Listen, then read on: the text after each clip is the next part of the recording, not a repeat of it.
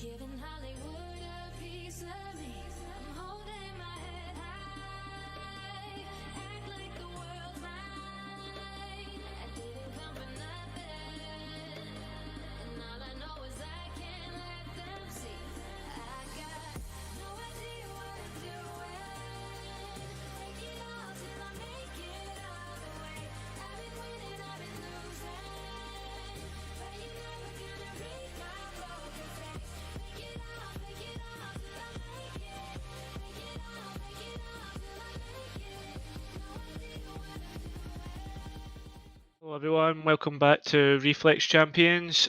Here we've got the game of Intensity versus Endangered, and making his casting debut, we've got Max here with us. Hello, I have entered the casting booth and the observing booth, so I'm looking forward to partaking in both. And what a game we have ahead of us today. Yeah, exactly. I mean, we saw last time two absolutely amazing matches with Intensity and Endangered going up against Chikara, respectively. Um, I mean, Endangered were got a lot more success out than Intensity, winning 7-5 and Intensity losing 7-5. It should be hopefully a good match, especially with them kind of run about the same level of skill. I'm hoping so. I mean, like 7-5 going both ways is actually quite a close game. And despite obviously one team coming out with the victory and getting those points in comparison between the two teams, I imagine that we will end up seeing. I imagine this going to probably a 7-5 and even overtime. Yeah, that would be pretty exciting. I mean, last time we saw when Intensity came up against Chikara, Sloth got a 2.0 KD, and even he got 15 kills with these 2.0. Like that's just a massive amount of usage from him, getting like being able to get that impact. Yeah, I mean, looking across both these teams, there's definitely a lot of talent that I see. I'm sure we'll be able to see perform outstanding. I think Sloth, as you said, he'll be a player to look out for. On Endangered, if I was to pick out one player, perhaps Sturksy's been very consistent, but I'm going to go with Scipio here.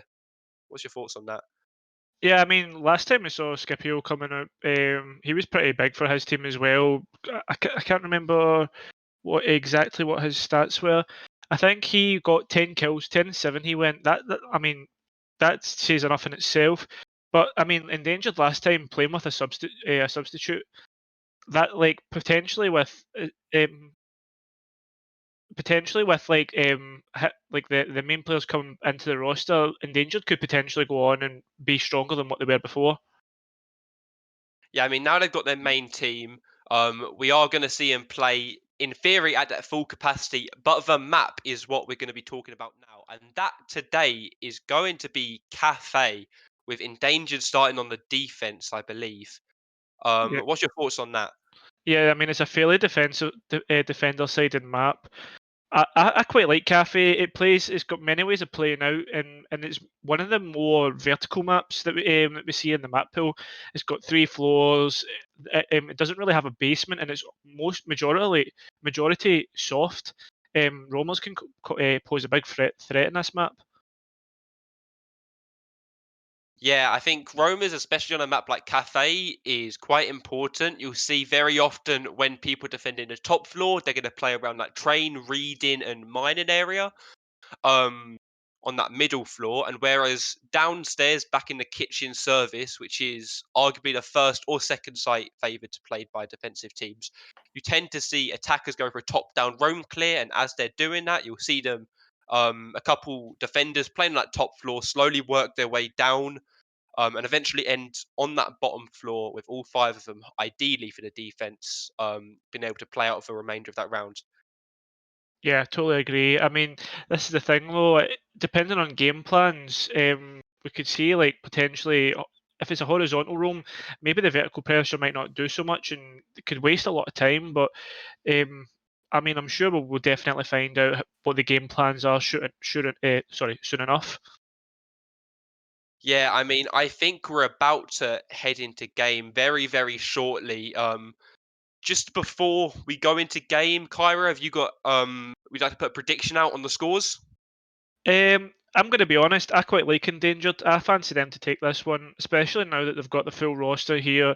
I mean, I'm not saying anything against Intensity. I just feel as if I like the way Endangered play. They play very structured. They make the adjustments when they need to. I don't know. What about you, Max? I think Endangered are a very structured team. I think Intensity have a nice play style that kind of fits around that, so to speak. Their attacks, I'm sure, will be aggressive play around Endangered's more passive play style. And I mean, as we see the bands coming out, first band right there is going to be the Thatcher. No surprise there. SAS operator, really strong, almost a default band you see in T4 on Cafe, really strong as well because there's not so much vertical play that's easily accessible for the attackers. So the Thatcher really makes it easy clearing out areas that may now be more difficult to speak. And the Nomad band from Intensity, not going for that flank watch operator. What's your thoughts on that, Cairo? I mean, the Nomad's going to be an absolutely massive ban, especially for the Romas that are going to be out and about. I don't know if it was Intensity last time. I can't remember who it was, but they banned the Nomad before, and the flanks that came out were absolutely huge. They got a lot of a lot of usage out of them anyway. I mean, here comes the Mira. That again, as you said, talking about average ban or like consistent bans. Mira, I think something like an 80% ban rate in the top tiers. So Yeah, I wouldn't be there you go. surprised really, especially that Thatcher Mirror is like such a combo that is very oppressive, especially for the attackers. And last ban is going to be the Valkyrie. Playing around that maybe more aggressive play style, maybe going for a few runouts, a few spawn kills, getting those cams outside, getting that intel early, and that Nomad is something when it's off the board will allow the defenders to play more aggressive, not having the cams is something that will probably play into the attackers' benefits there. And just before we go into game, we have actually got the predictions in. Endangered 70% to Intensity's 30% favoured to win this game.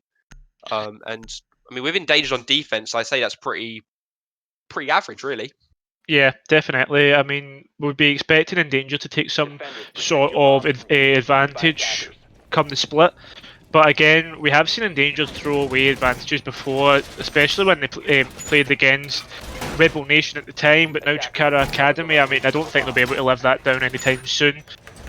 But yeah, I mean, hopefully, we see Intensity. I've already lost a player here. I'm going to have to play it. But yeah, I mean, believe Ivana has her elite skin on, which is unfortunately not allowed in the league. yeah. Only the Pro League sets of rules apply. 10 seconds left before insertion. And not the only hard breacher, which is okay. You see Hayden playing the ace there. But something that will be interesting to know is how they get rid of these Kaid claws, especially. Yeah, I mean, I think It'll be vertical pressure, won't it? yeah, definitely. I mean, I think Endangered have read Intensity well here by going bottom floor. I mean, yeah, they've lost the Habana, but usually a double hard breach means a top floor. I don't personally. That's what I think. But I mean, again, it could also be bottom floor depending on how they want to play it and how the tactics are. I mean, it definitely looks like they're going for a top-down take here. As you see, the drones just flicking about upstairs. We've got Angelo and Scipio just playing off pillars and in dining. Conceding top floor. I mean, quite interesting. Yeah, not playing all the way on that top floor, but still applying some sort of roam pressure. I imagine we'll see Scipio and Angelo here, and that's the head right there. And Scipio gets the opening kill. There we go, and the man advantage goes down to 2. Scipio picks up the opening kill of this fixture. And there we go, they're going to take their kill and they're going to retreat straight away. And as we now see, all 5 defenders come back to that basement. And while they've given up the top floor presence relatively early, that Ash with those breaching rounds, I don't believe were used actually, will be a really good kill. Oh yeah, definitely. I mean, this is the thing though with the roamers just vacating the places that we're holding. This is just going to give them something else to think about. I mean, there's not going to be any ability to get the refrag onto them, and they're just going to take that and hold a better position downstairs, they're gonna give up nothing. I mean, here we go. We've got the sledge beginning, and Scipio again coming up massive with 2 massive Scipio! C4. Oh my God! You said he was going to become up big, but we never expected for this to happen. Oh my god, that's We're a a good minute. night for both of them. Yeah, definitely a minute and 5 seconds into the round, and we're in a 5 versus 1. I mean, we've got Angelo sitting here on Whiskey Bar, but does the ace know that he's there? Kate's just there. We go. Angelo just picking him up. I mean, what a good start to this game, especially from these two. I believe we're actually going to have to go to a pause just as we enter the second round. But is Scipio? Scipio. Okay, it's not Skip, it's Sip. I will remember Right. that for Okay. next time. Yeah. Sorry, Scipio. I mean, hopefully we don't get sacked now that we've been saying the names wrong. Yeah, I I mean, mean, I should probably know how his name's pronounced. I've known him for a reasonably long time, especially in the university scene. I mean, I know a couple of these endangered players have come from the university scene. I believe they all originally started as university players. Some of them have now gone on to graduate, but for the most part, I think the core of this roster, the majority of them at least, still go to university. yeah, Um, and I yeah, mean, it shows a strong bond, really. Like looking in the long term of things, they've been together for a while. They've played in numerous leagues, and now we see them here in Reflex.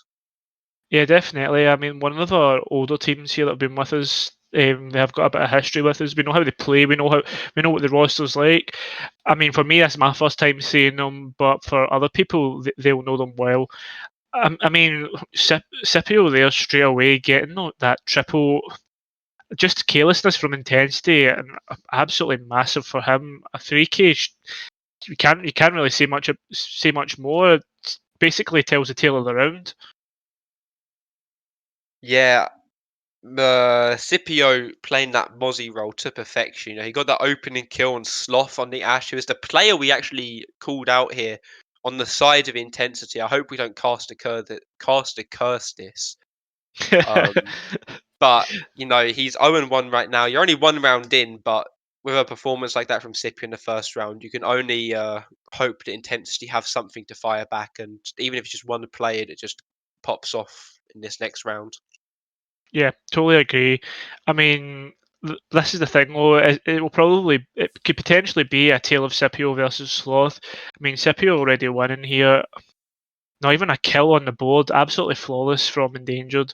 I mean, again, there is a somewhat there's a somewhat like kind of how to put it handicap in the fact that intensity were in a 5 versus 4 from the off. That's just poor from them. I mean, they should know the rules. They should have their skins off. But hey ho, I mean, Endangered made the most of it. Yeah, I believe to be fair, even in a 5v5 there, you're looking at the extra utility on the Habana, you know, a couple extra drones, some stuns, but none of that would have saved it from Scipio C4 onto the two people playing vertical there. The Sledge, which is that number 1 kill you want, especially when they're making a vertical. And there's Zafia, who's arguably the second best operator they had for making a vertical.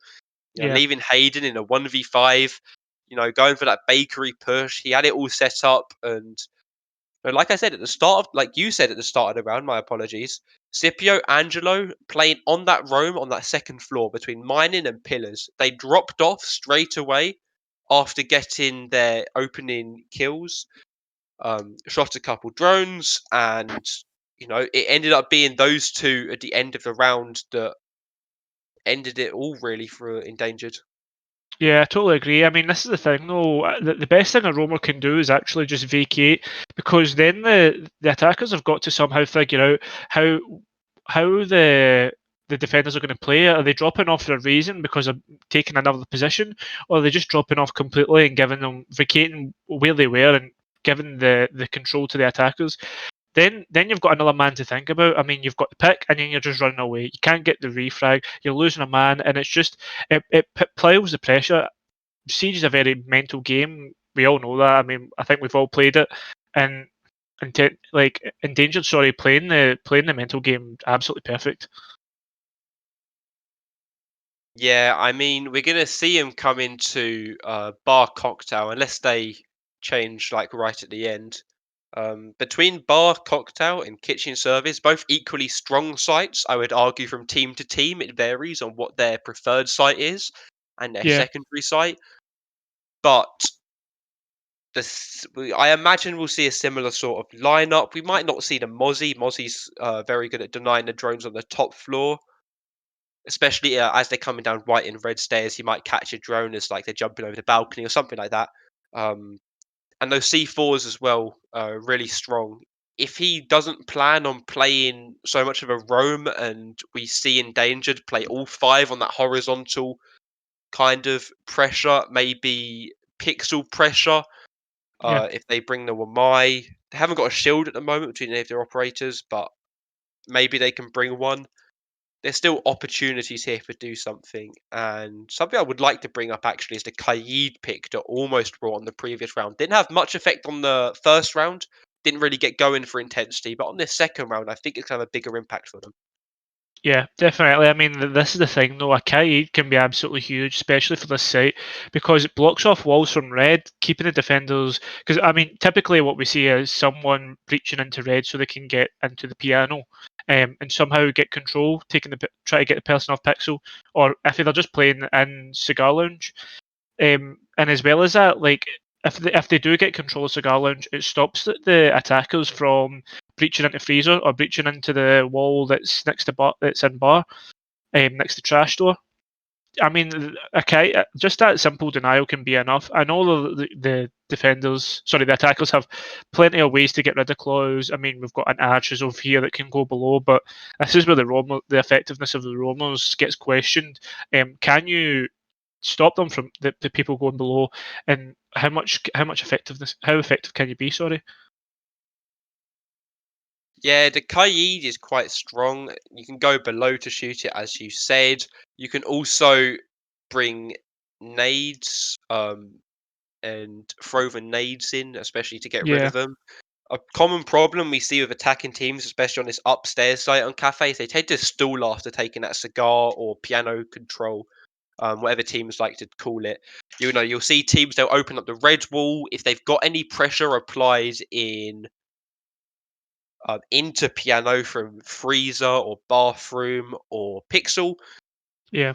it is difficult sometimes for Sp- like teams to push in and take control. And even if they're not applying pressure, teams will just walk in Yeah. and then just, they'll spend time not really doing much. They've got 2 hard breaches, but those 2 hard breaches aren't going to be able to do anything if they don't get the denial off the wall, which we mentioned in Kaid. They've also got the mute to do it as well.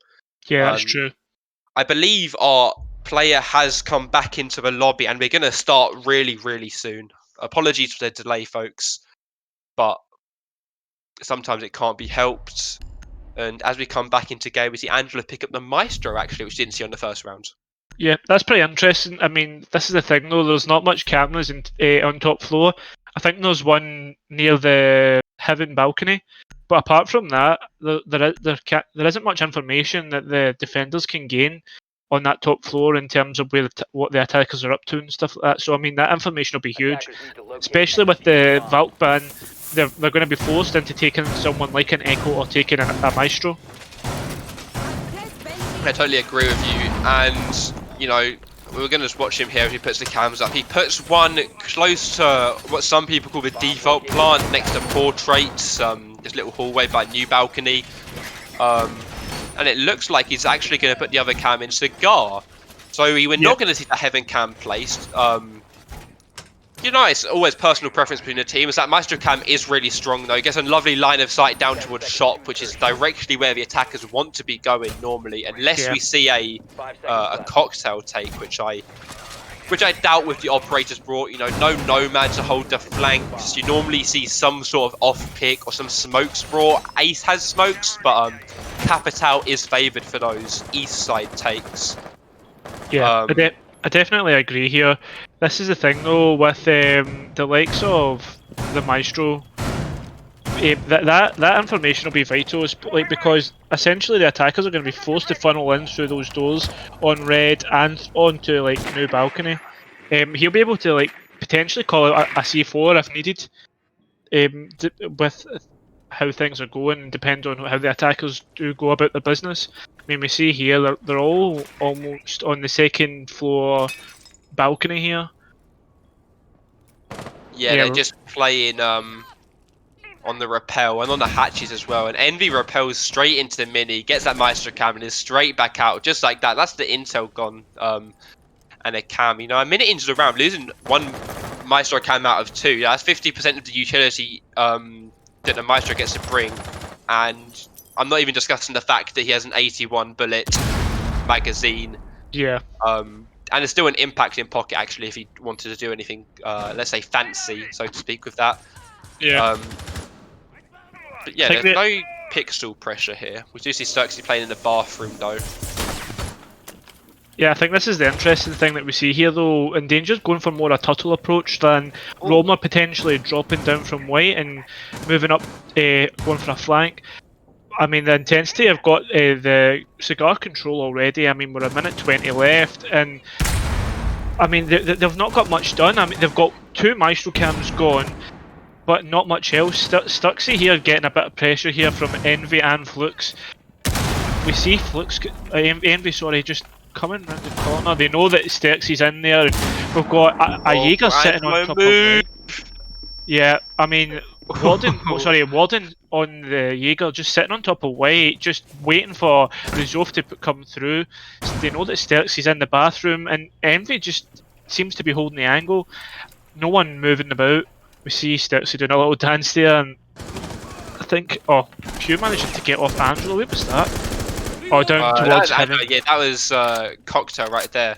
I mean, we just look Yeah. at how the attackers are setting up for their approach right now. Sturksy, as I said, that Sturksy wide swings Envy down as Zafir. That was a 4v3.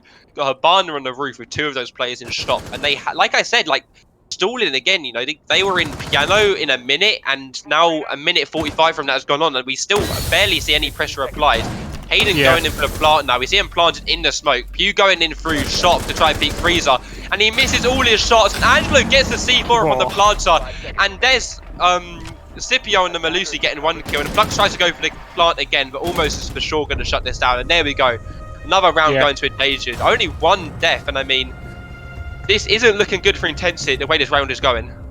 Yeah, definitely. I mean, that was 2 massive. Well, sorry, it wasn't 2 massive. It was 1 massive C4 that stopped the plant, and then they managed to take out the sledge. I mean, let's be honest here. The sledge with his shots onto the K, that was absolutely huge. He could have been able to swing in onto Freezer after that.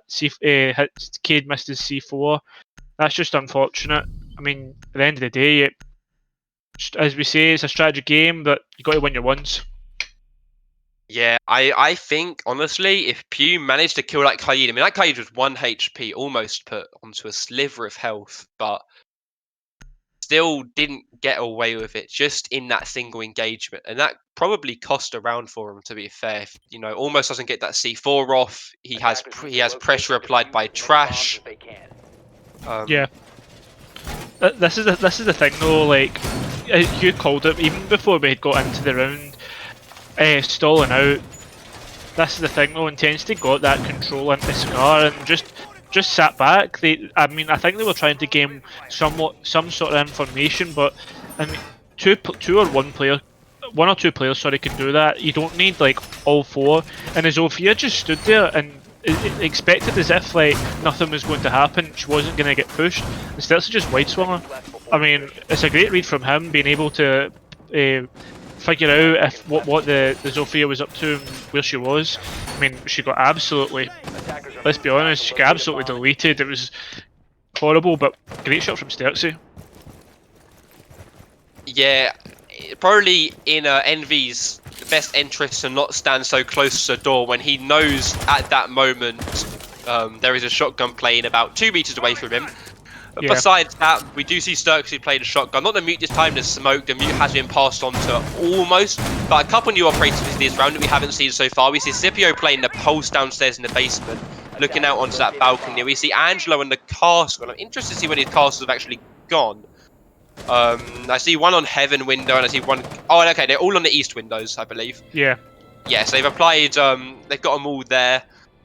Wanted to cut off lines of sight from over there. Yeah, potentially one. Is it one on Reading Door as well? Did you say? No, I think they're all on the east windows. I think you can see. You got one on the white window, Oh one on yeah, the yeah, I top agree. Yeah, window, and sorry. one on heaven. Yeah, I had never seen them one on the white window, but we see the Cali just straight in and onto cigar shop, try to get some information. It seems to be, I mean, the top floor is very important for this site. The vertical pressure can basically cut off the whole of where the default plant spot is, or what's considered to be the default plant spot. I mean, we see typically, especially in T1, they just go for this top-down approach where they try to gain the vertical. Yeah, it's really common for like teams to work from red and take towards cocktail, but it's also been seen in the past. It's also quite a common attack. And oh, there we go. Is that Sturksy? No, that's almost actually getting the first kill. SMG-11 right there, using the vertical holes, and that's the Cali. We even didn't even get a chance to discuss the Cali. I don't know if they got the stuff off the wall, and they didn't. The mute jam is still on that freezer wall. So they're going to struggle to clear out these players in cocktail, and they're going to go through. We see Envy playing in this table close to where you normally see a rotate on the top floor, and he sees almost feet, and he's almost going to get peeked here. I wonder if he is. He goes behind the bar. The shield gone, and he makes a runner for it, and he gets killed by Envy, but they haven't done enough drone, and the Warden's still playing close to this wall. Warden going to wide split here. He has a lovely kill into Flux, and Sturksy playing on white stairs might be able to apply a crossfire to this. So we're now in a 4v3 between the two teams.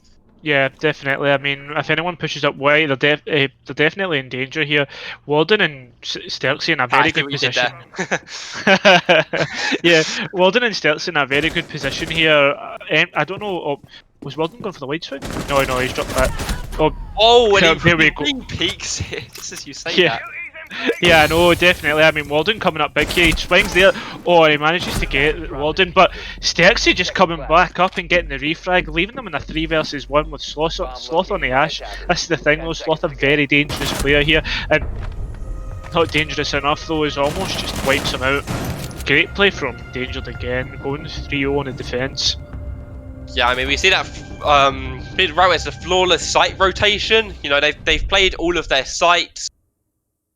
They've played it really well as well. To be honest, I believe we might have to go into rehost here, as there are some technical difficulties with one of the endangered players. But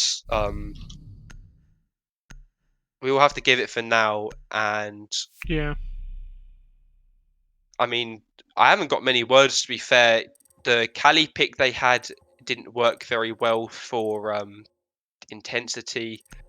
Didn't get to use that utility. You know, going in first as the Cali, especially dying to those vertical calls, you'd rather see, you know, maybe the Ash go in first. Yeah. Or the Zafia, you know, as the entry player. I understand the idea of him going in first. You know, quote unquote, he could have used his utility and then been expendable, but he didn't even get a chance to use his utility. Yeah, So that's a uh, big problem. yeah, I mean, almost was great there. That cheeky angle from below and reading just took the Cali out, and that's a massive piece of utility, as you said. This is the thing, though. Cali is a long range operator, and I don't know why the utility wasn't able to be used. I mean, depending on what was happening in terms of, I don't think there was anyone playing near Heaven, if I remember correctly. There I was don't know. attackers, but not defenders. No, like after they Yeah, took top floor, they moved over there. But yeah. um, So I don't know. I don't know why the Cali wasn't able to maybe put the Cali charges down from the new balcony, and as well as that, we didn't see any pressure coming in from Cigar or onto like the Pixel door. This is the thing though. Like we're coming to a potentially just mishaps from intensity again. That just seems to be the story just now. yeah, these couple mishaps, you know, we've had them here and there from intensity, but I mean, this current endangered roster's looking really formidable. They've had 3 really, really good showings on 3 different sites. You know, different play styles involved. We had to roam the first time. Yeah, In the basement where we saw Scipio get that beautiful double kill with the C4 and that opening kill as well to Sloth. yeah, Um, then we saw the time waste, so to speak, on the bar cocktail hold, where y- they were able to like waste a lot of their time. And finally, we saw that reading hold, which came down to fragging power, especially with Warden there getting a really big 2K. Yeah, definitely. I mean, Walden just kind of backed himself into a corner, and I mean, I was a do or die there, and Sturksy as well, just playing a really, really passive but strong position, just being able to get the refrag when they managed to kill Warden. This is the thing, though. I mean, endangered, as you said, looking formidable. Getting that first win off of Chikara, Chikara did look strong. We did see Chikara in the lower end of qualification, but still looked strong coming out qualifiers. Endangered, just scraping in, but like with the even winning against Chikara, getting the revenge with a substitute, people need to remember that it wasn't the full strength roster, and now coming up against Intensity, I mean, it's just pure. I hate to see it because we're only 3 rounds in, but it looks very dominant and like a very dominant showing from them. Yeah, it's been really, really good for Endangered. I mean, in the past 3 rounds, we haven't seen too much of intensity that leads me to believe they've got it in them at this current point to win this game. I would love to be shown otherwise, having these longer games, especially on maps that sometimes we don't get to see as often. Yeah, Unfortunately, Cafe is one of these maps where it is, people say quote unquote, it's like the tier 4 home, along with Clubhouse and Oregon, yeah, but it's still, I think, way below what we see in Oregon and Clubhouse.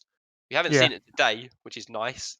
I know myself personally, I don't enjoy observing Oregon so much. I've seen the same attacks and defenses a lot, um, Yeah, I especially and Clubhouse as well. It's been a long time. yeah, I totally agree. I mean, this is the thing. Cafe we don't see too much on Reflex Championship, but when it does come out, it's been a bit of a banger of a match. I mean, we saw. I think it was actually Intensity and Chikara that was here last time. I'm not too sure. I remember they were on it, but I don't know if that was the last match to be on it. And I mean, Intensity just lost out. I don't know if they somehow think that this is, or maybe Endangered have just done their homework. I mean, Intensity played this before, and sometimes we saw like earlier in the last game that people were quite, how to put it, stringent. Is that the word? I'm not too sure, but there wasn't not much adaptability in the attacks and defenses. So potentially Endangered have just done their homework. Yeah, I mean, I don't know what that word means. I got a 4 in GCSE English a long, long time ago. My vocabulary is quite poor. I can say that Endangered are destroying intensity right now. Hopefully, we won't be too much longer, folks, as we just fix some technical difficulties and get the players back into the lobby.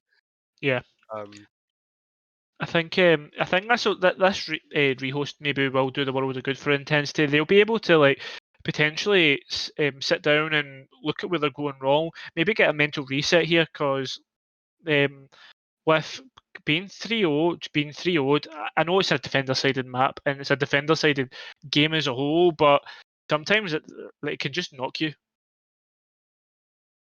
yeah, some people in the past tended to use rehosts as some sort of a tactical pause, but also a mentality break. Really, it wasn't intensity that called it. Obviously, I imagine Yeah, Endangered don't want to cut their own momentum, but intensity have to take advantage of this. They've been given time to recoup. They're 3 rounds down, but on a map where you tend to see a 4-2 split very often, sometimes 5-1 if a team's performing exceptionally well, or likewise their opponent isn't doing so well, or they might be outmatched on the day.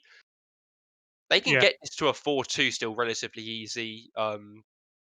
I think Intensity should be happy with a 4-2 split here. They've got breathing room to work with if they make a couple mistakes on their own defensive half. yeah. And if they can get this to a 3-3, that would mean, they've won 3 rounds in a row, going over to the half. They've got defense. I think maybe if we see a 3-3 or a 4-2 split with Intensity ending strong over the half, we could see this going to OT or even Intensity just winning this flat out. Yeah, I mean, I totally agree. This is the thing, though. It might be too much of an ask. We saw Endangered win all three defender sites, and now they're going back to the strongest, like potentially, arguably, one of the strongest sites on the map, or the strongest site.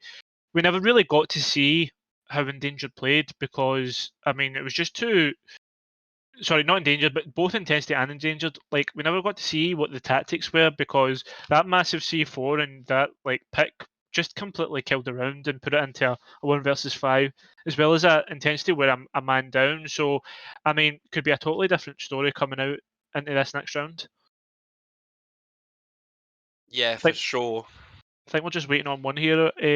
So sorry for the wait, guys, but hopefully get that player in soon. Yeah, I'm trying to think of more interesting conversation we can have while we wait for the last player. There do seem to be some internet issues, so Yeah. unfortunately we can't speed things up any quicker than the player fixing Well, I their mean, own issues. what we could talk about is the new patch notes that have came out from Ubisoft. Well, that's I a mean, good point, actually. Yeah. I don't know what's your opinion on them? Um, I'd be honest, I'm not too happy. I would say I'm not sure what the right word to describe them is. I just think what they've done is wrong.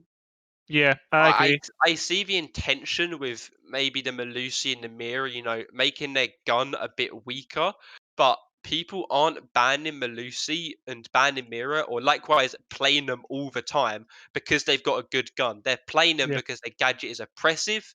It is really good at. I mean, Melusi is like part trap, part intel. The Mirror is not really sure what you call it. It's like kind of intel with the one-way mirrors, but yeah. I mean, this is the I'm thing. not sure what category it comes under. Yeah, I definitely say like it basically comes into like a Mira window has had sorry, Mira has had 2 windows ever since like she was released. And they're like almost blockades. You can't see who's behind it, but they can see you. It's just I mean, potentially what they could do with the Mira window is just make it see-through because then you can see what they're doing behind it. I mean, either do that or potentially just remove one of our mirror windows. It's just as simple as that. The fact that you could have, like for instance, on Oregon, we see that one mirror usually played on Freezer and one played on the E-box. That's 2 strong positions that attackers can push, and realistically, you're pushed into like a bottleneck in laundry, or you somehow have to get that person off the mirror. It just becomes not an impossible task, but almost insurmountable. I think the interesting thing about the whole patch notes is they did hint at the fact that they were going to rework the Melusi gadget. I don't know if you've seen that. I haven't seen it, no, but that does interest me. Yeah, Although rework, nerf, whatever they plan on doing with it, something I believe does have to be done. Um, it's with Legion. It took a long time for Legion to be nerfed, yeah, but Legion, if Melusi wasn't in the game, is still a great alternative for Melusi without being that annoying. You don't see many people complaining about Legion being too overpowered. With Melusi, I think the area of denial aspect to it, and the fact it's bulletproof as well, makes it a really strong gadget. yeah, And yeah, you get lesser than the leisure mines over the time. But think about the amount of ground you can cover with your 3 Melusi gadgets in comparison to the ground you cover with, I believe it's like 8 legion mines you get across a round, 8 or 9. That's individual doors and stuff. They're a little bit more visible than they used to be, so teams have started to work around it. And if you know they have a lesion, you're looking for those. It's the same if with Capcan, for example. If a team is playing Capcan, you see they have it. You'll by instinct before going through doors and windows. If you have the time advantage, you'll check for those traps. With Melusi, you know they have it. You just can't do anything about it straight up. yeah, You have to bring utility to clear it. And yeah, definitely. the Jaeger and Wamai, well, Jaeger bigger nerf, I would say, than uh Wamai's nerf quotations. Losing the shield on Wamai is obviously a great Change. Yeah. aspect to it. Yeah.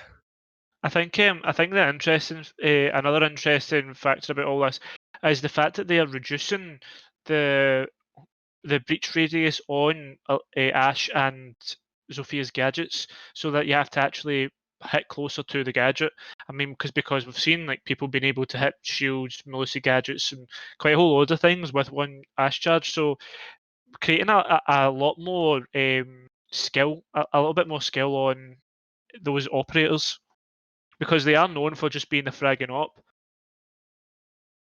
Yeah, I think, removing the angled grip from Melusi makes her less of a capable roaming fragger. But Yeah, I mean, Jaeger doesn't have an angled grip, and Jaeger's still a great roamer. yeah, this is You know what totally I true. mean? Bandit is a gun. Maybe the operator you would tend to see more on site for like a bit of mechanical skill by bandit tricking, or having that C4 as well is good to have on. If you're playing on site and they're doing vertical, having a bandit with C4 is really strong. Although bandit tends to be switched a little more with Kaid when he's available. Not all the Yeah, time, but no, it's like that. It's like a little square of like operators with Thatcher, Maverick, Bandit, and Kaid. With yeah, the Thatcher gadget, you um will struggle more on clearing the bandits, but playing around Kaid is really easy. yeah, When you're playing Maverick and not Thatcher, having the Kaid is a lot more annoying. yeah, Um, definitely. Another thing is as well is with the with the likes of the the what's it called, with different hard breaches and stuff like that. You've also got a hard break gadget that's been reduced. The time's been reduced on it, and it's been also added to Buck. Buck now has basically become the one-stop shop for all things destruction. I mean, can hit hard walls, can hit soft walls, and soft floor.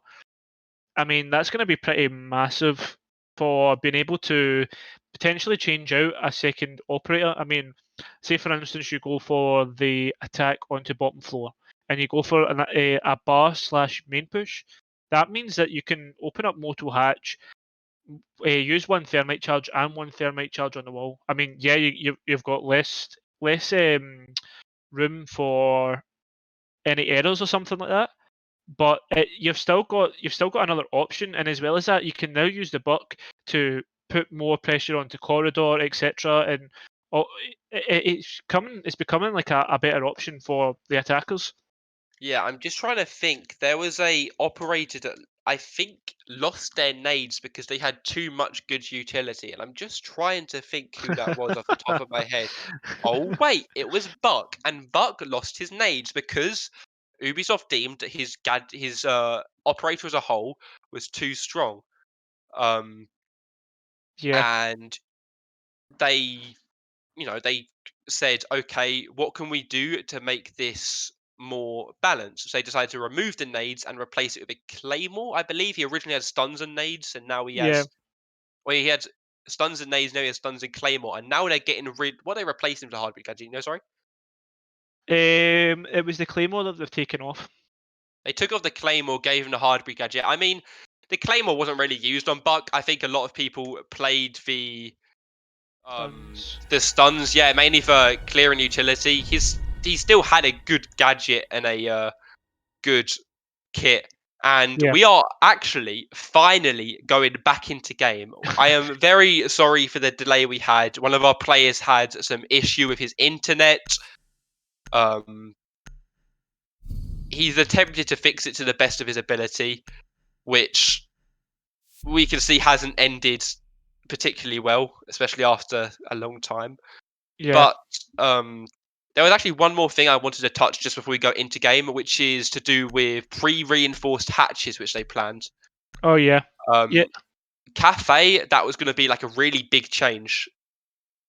yeah. I think if they'd actually went ahead with this pre-reinforced hatches, I mean, it's nice to see that the devs and the dev team, kind of as a whole, like kind of thought of something different to change up the game, but in a meta where you're talking, it's just all defender sided. It's not it's not a great thing to be doing. Yeah, I think originally the change was Defenders, protect your kind bombs from of being bad, defused so by to attackers. speak. Sorry, I'm trying to multitask. Yeah, that's fine. I um, could I could take over from here if you want. no, it's all Um, right. I was just gonna say that like originally with Hibana's utility, where you couldn't single out the gadget, it was worse because you had to use 6 charges to get a hatch open, and then you only had 6 pellets left to open anything, and you couldn't split those across anything. You had to use 6. You had to use them in one place. 10 seconds left. And you know, Yeah. on Cafe, where the majority of upstairs attacks start from those 2 hatches, and roam clears from the top floor as well also start from those 2 hatches. If those hatches were reinforced, it would have been probably a bad thing, I would say. That's really Yeah. what I can say. It's not now- even that though. Sorry, just yeah, like I know that like what you were saying with the Hibana being able to open up the hatches, but they'd be able to Cade Claw that hatch, and it just makes it impossible to get open because it's not as if you can go below and be able to hit them. And I think they just they took out Angelo. I think it's the ping, yeah. Yeah. I So- believe we might see him play 4v5 until he works out a way to Yeah. fix it. Yeah, I mean, they've not reinforced prep here, which is quite an interesting tactic. I don't know if that was meant or if it was just poor preparation and to get. Well, I mean, I didn't actually mean that, but poor preparation to not get the prep wall.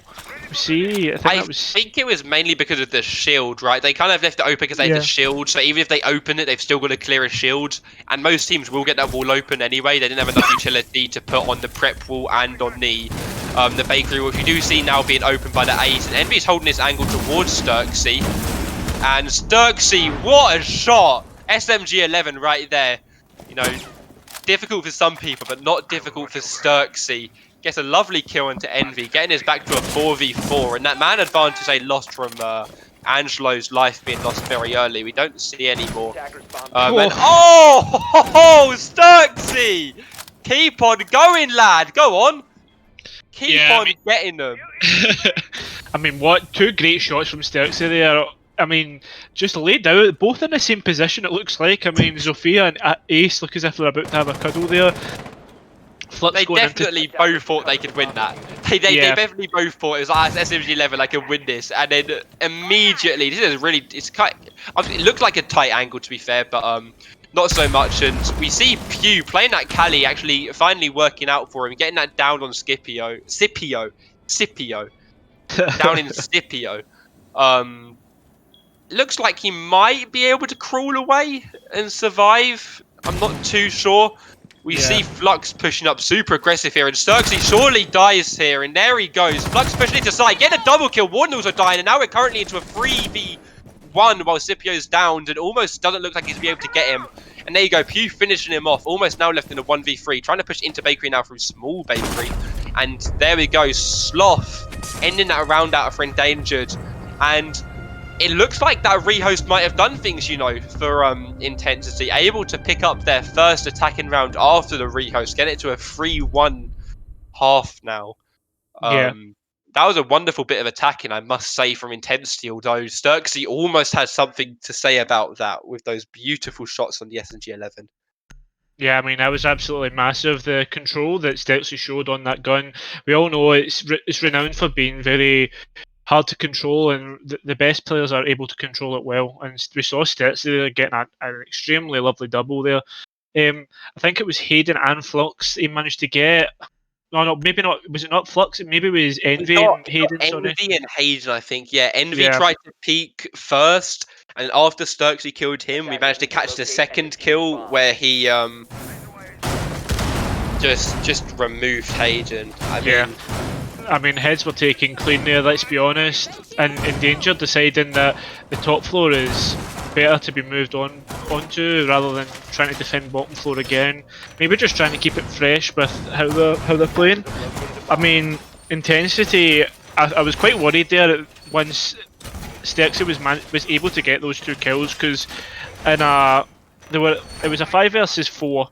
And then very quickly it was a 4 versus 3 from Sturksy's individual showing. I mean, they managed to get the. I think Scipio maybe just got a bit too complacent, especially with the Cali holding the long angle. Yeah, and Angelo's just having to get TK'd again. That's unfortunate for Endangered. Yeah. I mean, he's not playing around. We're still seeing him able to use his utility. Unfortunately, it's just a bit difficult for him to do much more than that without there being an issue or protest, which we don't want to see.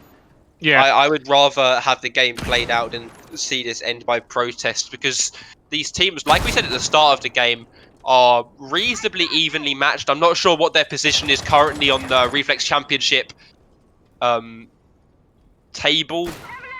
I believe Endangered might have 2 wins. I'm not too sure.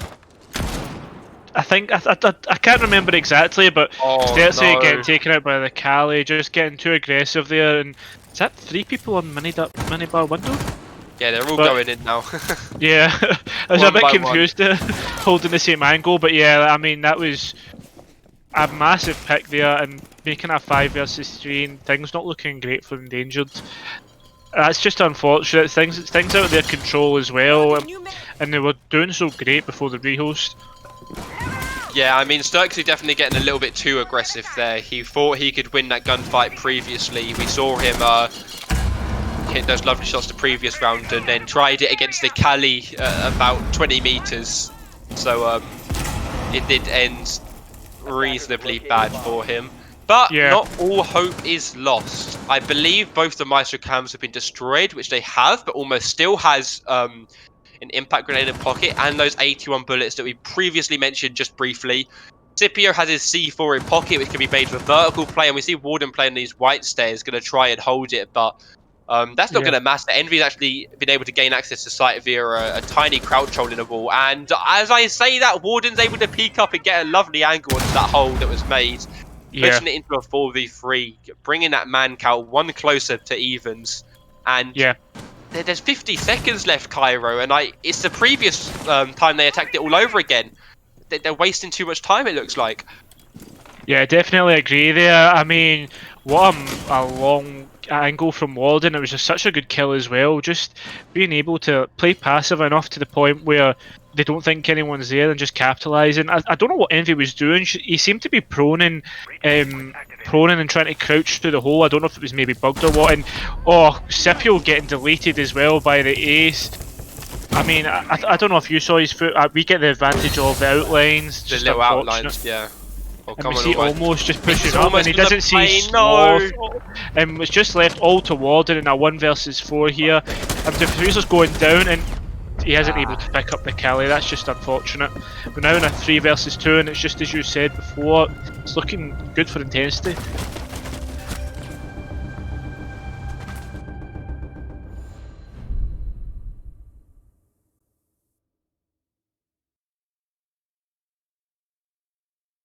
Okay, so I believe we're unfortunately gonna have to have another rehost. Yeah. Endangered have been given permission by the higher ups. And Yeah. I need to speak in chat because I forgot I'm doing both of these.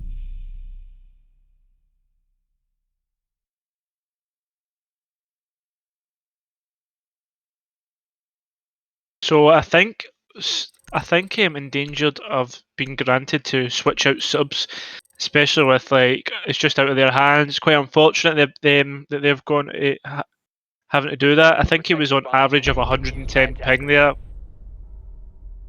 So, sorry, I've got production in my ear here. They're just saying that I think the maximum we allow is 110, and Angelo was Above up the around threshold, 140 yeah. to 150.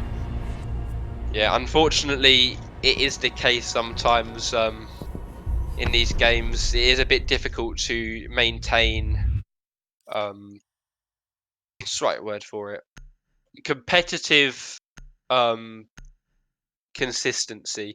And if the rules say so, the rules say so. And I didn't actually get to look at the score just before the game managed to finish there as we go into the last defensive round for I think. Endangered. y- Okay, so Pardon me. we just received words that Jorda is going to be replacing Angelo on the side of Endangered for the remainder of this game.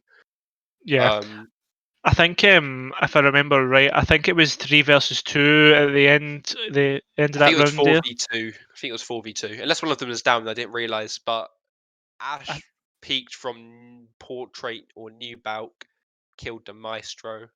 Yeah. Ace was planting by Trash.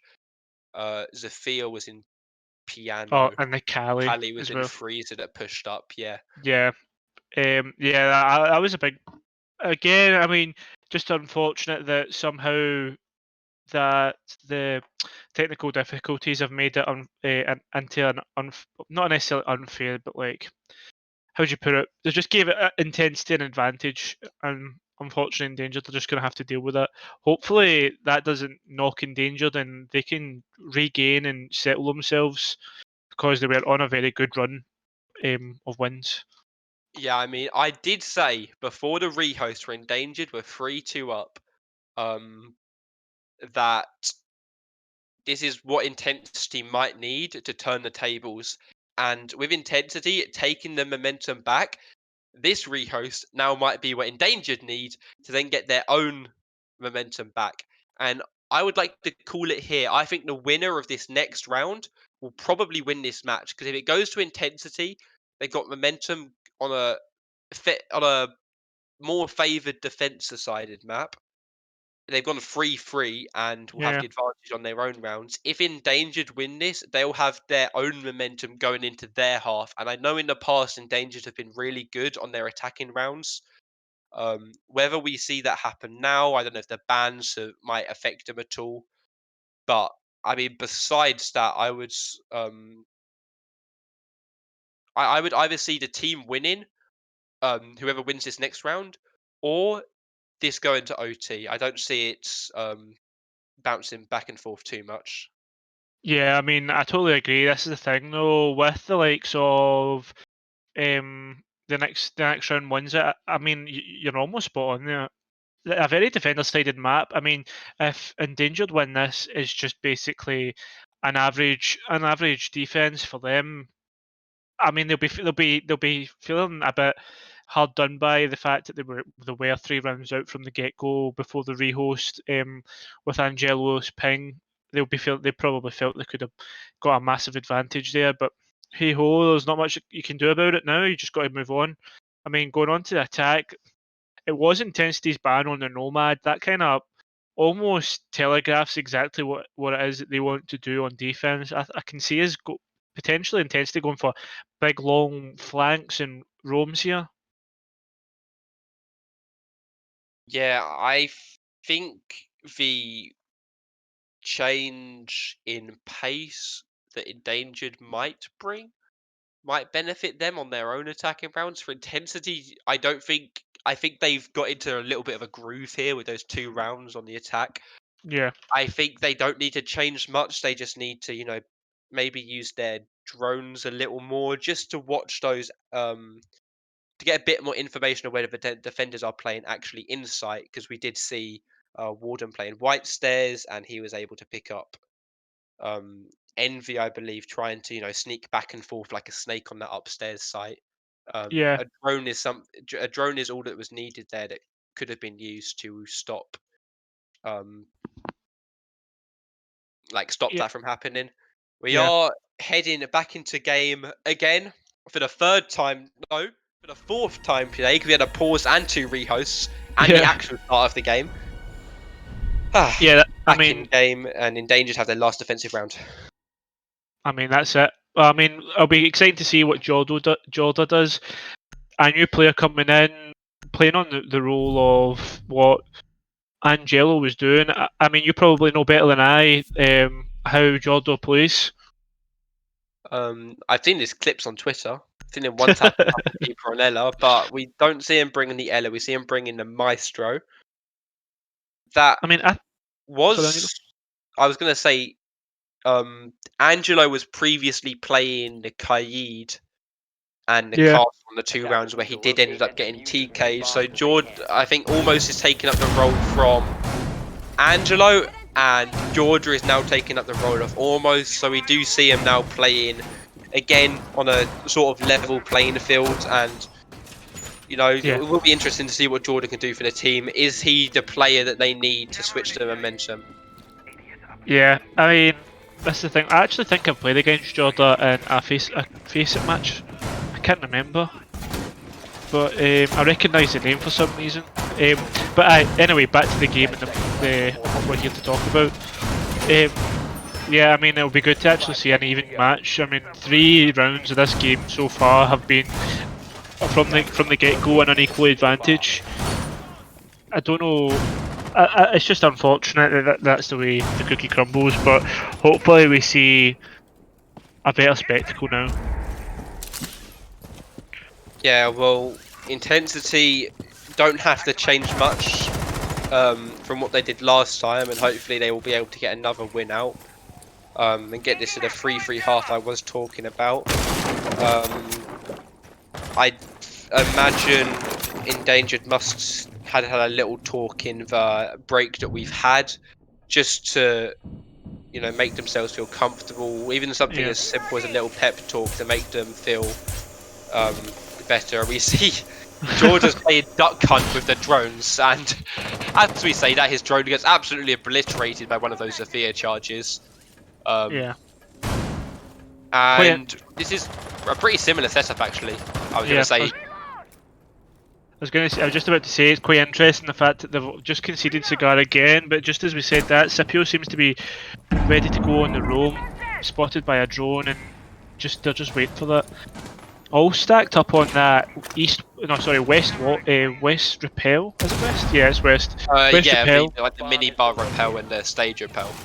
Yeah, exactly. They're all starting to move in towards Cigar, put pressure on towards where Sturksy's playing. I think I just saw that right. I think Sturksy just mute tricked the Kali charge to keep his mute alive. Like, he picked it up as Kali was going off, and while it's like in your hand, it counts as like animation. It doesn't get destroyed. Okay, he doesn't get it. He doesn't get it again. But it's like a bandit trick. If the bandit charges in your hand, it doesn't count. As like if you fracture while the bandit is in your hand, it doesn't count. I actually never knew that, and the 3 or 4 years of Siege I've been playing it. So I mean, she's only been here like a couple months after that, but at the same time. Yeah, I believe Kali's been in the game for I think maybe 8 months, at least in a competitive game. Yeah. And I'm interested actually just for now as we see this to see how Sturksy uses his Havana hold to his advantage. I imagine he'll actually be able to get a kill off this unless they nade him, which they don't have nades, so they might have to use a stun grenade, and Havana hole's been opened up right where Sturksy is. He managed to survive. He's playing this so aggressive. He can't move anywhere. Is he going to take someone with him? He's going for it. And no, Envy managed to use the Havana hole against him and catch him as he's trying to run away. But that's advantage going to intensity. Yeah, I mean the man advantage goes to intensity, but how much time has Sturksy managed to waste? That's 9 seconds down, and the diffuser goes down as well. Scipio managing to get from below as well, and there we go. This is absolutely huge, and the intensity having to go for the kills, and there you go. Sturksy just dodging and weaving and wasting time.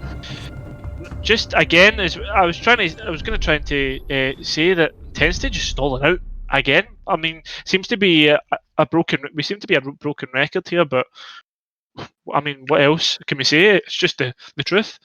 Yeah, I think the one difference from this that defense we just saw from Endangered and the defense where they actually lost it on the upstairs was those gunfights that Intensity had went in their favor. Yeah. We saw Scipio was able to kill one from below. We saw almost get a C4, almost the exact same C4 actually. We saw that ended the round the previous time. Yeah.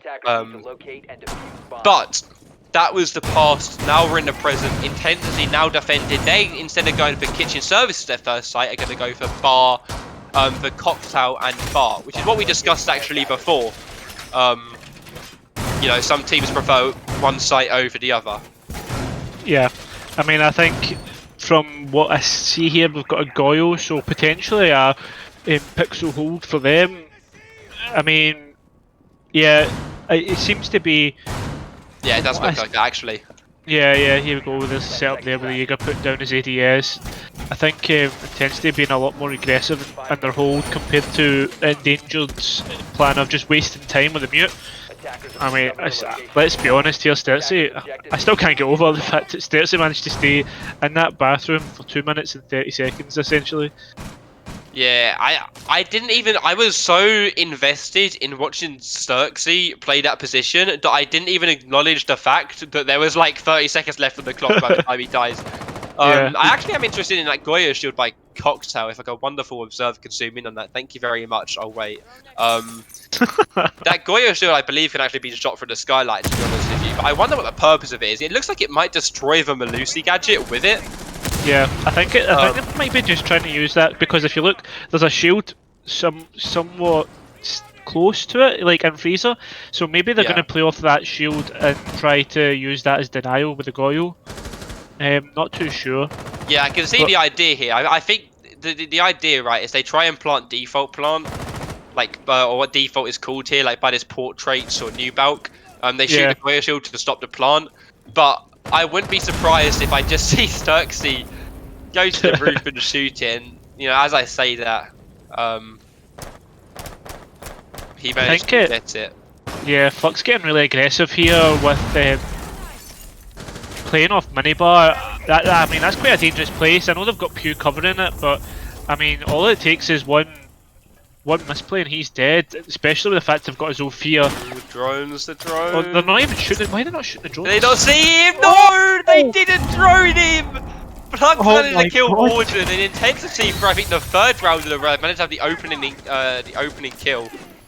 There goes Flux. his Flux is C4 and Yeah, Scipio still managing to get in here, now sitting down towards Cigar Shop / New Bulk. Jorda pushing up and just he knows that someone's behind his shield, but he knows that pixel. He knows it. Yeah, exactly. He's just watching that what a pixel. tight angle. Oh, Yeah. but Sloth's downstairs. Oh, he downed him with the impact. No.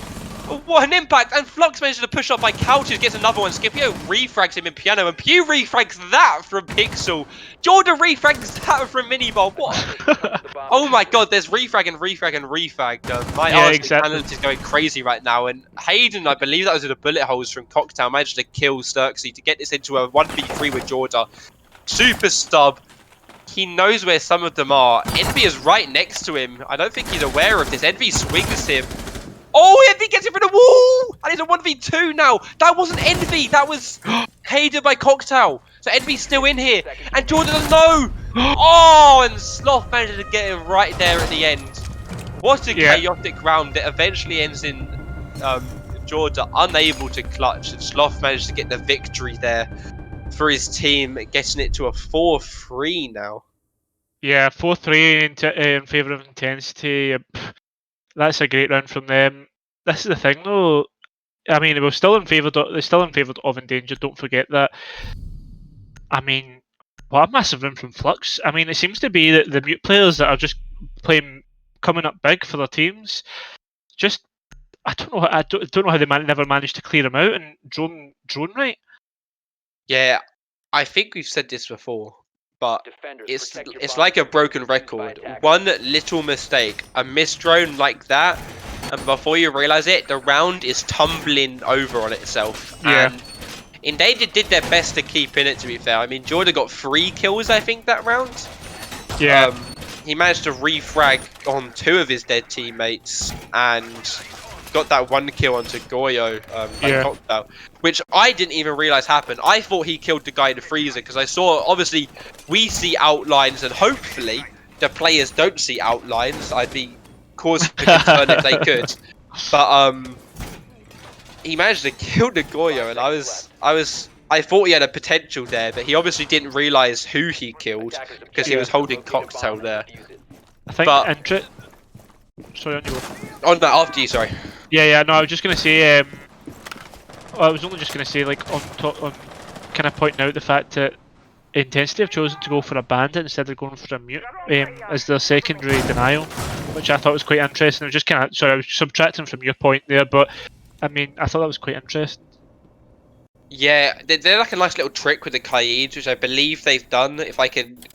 If I'm able to, I saw one of them for a second. There's one of them. Yeah. I'm not sure if that actually gets, if that on its own is getting both walls, or if there is a second one that I can't see. I'm just having a look.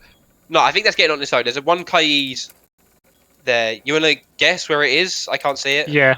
It's like, so basically you're not going to be able to see it, but so there's like vents just above there, and if you put it Oh. So imagine like you place your Cade Claw, know how it can go horizontal or go vertical. So Oh, okay, yeah.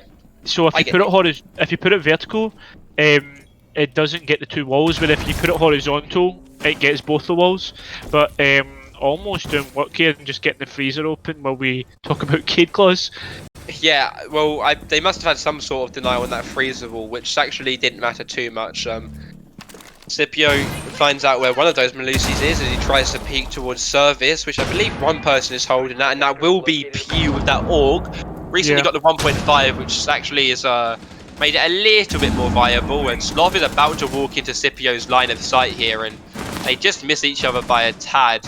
I wonder if one of these guys is going to get the kill on each other, and it doesn't look like for now it is. And well, now this is very smart actually from Sloth, using that impact grenade to get an angle towards where Georgia is playing in coats. I'm not sure he's Yeah. aware of it. He isn't, and Sloth might be able to take advantage of this if Georgia isn't careful. I mean, meanwhile, offside, they're taking sight actually. They've got the execute right now, a minute left on the clock. Xerxes gets his second kill on Tapete, that's another C4 off the board. Flux with 3 smokes in his pocket, unable to do anything so far, and I believe that's Georgia able to get the frag on Sloth. Flux gets 1 kill back onto Sturksy, and Jordan gets his second of the round onto Envy, and this is just unwinnable for Flux completely. It's almost that support player on the ace able to end out that round, and that was a really good attack actually from Endangered. I was completely oblivious to the fact they were going for the site execute, mainly because I really wanted to see Sloth get that kill from above onto Yeah. get that kill onto Georgia, and you know what? It didn't matter because Sturksy just on the other side of the map managed to walk around and kill him. And I'm pretty Yeah. sure actually Georgia completely ignored the fact that Sloth was using the holes. Managed to walk up red stairs, kill Sloth, come back down red stairs, and then get another one for his effort. Yeah, I mean, I don't know who the IGL is on Danger, but it was a great call from them just to go for the push through Freezer and just get the plant down.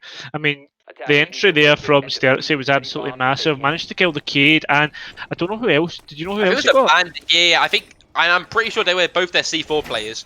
Both those Yeah. people who were able to deny almost getting that bomb down were both incapacitated by that G36C on the Iana. We haven't actually discussed that really. Intensity brought their nades along with a sledge when they did decide to bring nades. They switched between the Cali and the nades respectively. But Yeah. the Iana from Sturksy being brought here is something we haven't discussed. Yeah, And it's a gadget that actually suits their playstyle, I think, a bit here.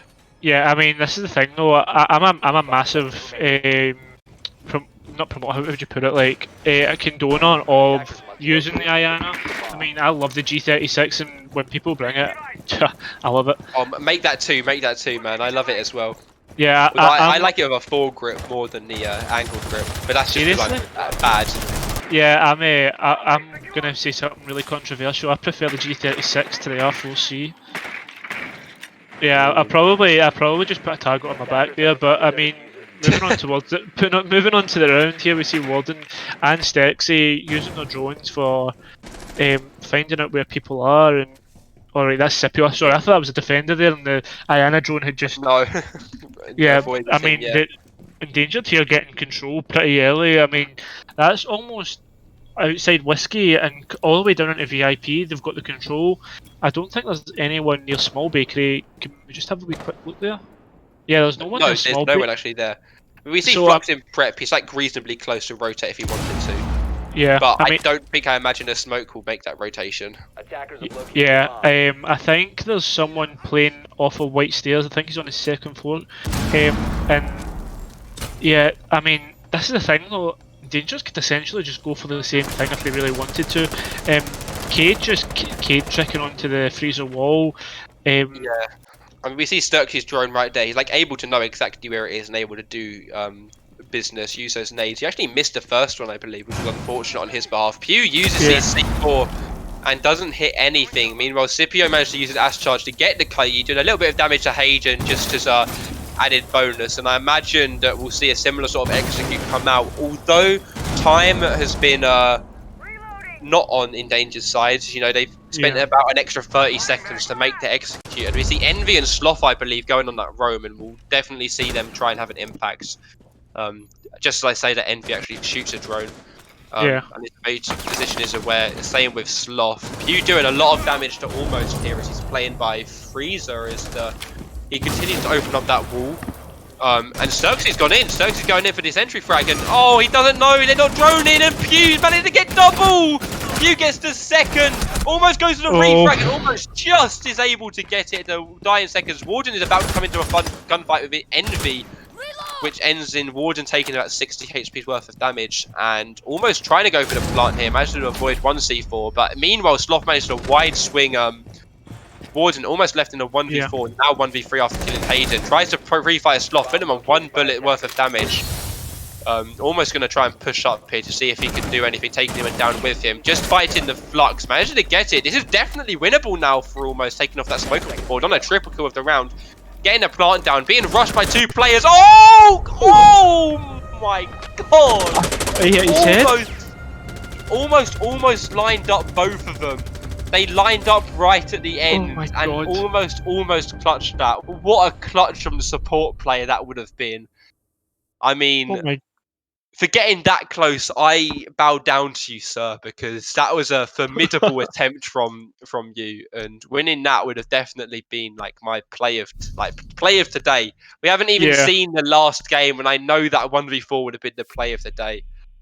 Yeah, I mean, that was nearly an ace clutch there from, who was it, Almost? It was almost, it was a 2v5 or a 2v... Yeah, it was a 2v5 because Pew was able to kill... two of them as they tried to push site. Yeah. And I wonder the decision making, sorry, because I was going to say Xerxes had his gadget up.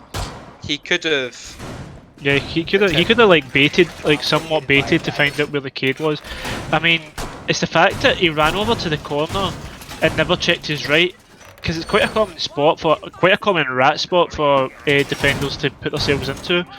I mean, I don't even know what happened. It just all happened in a flurry, to be honest. Dangered went for the execute just without the information. This is the second time this has happened, and for Endangered, I don't know. Quite an interesting match so far. Anyway, yeah. I thought I still can't get over the fact that I thought Almost hurt his head.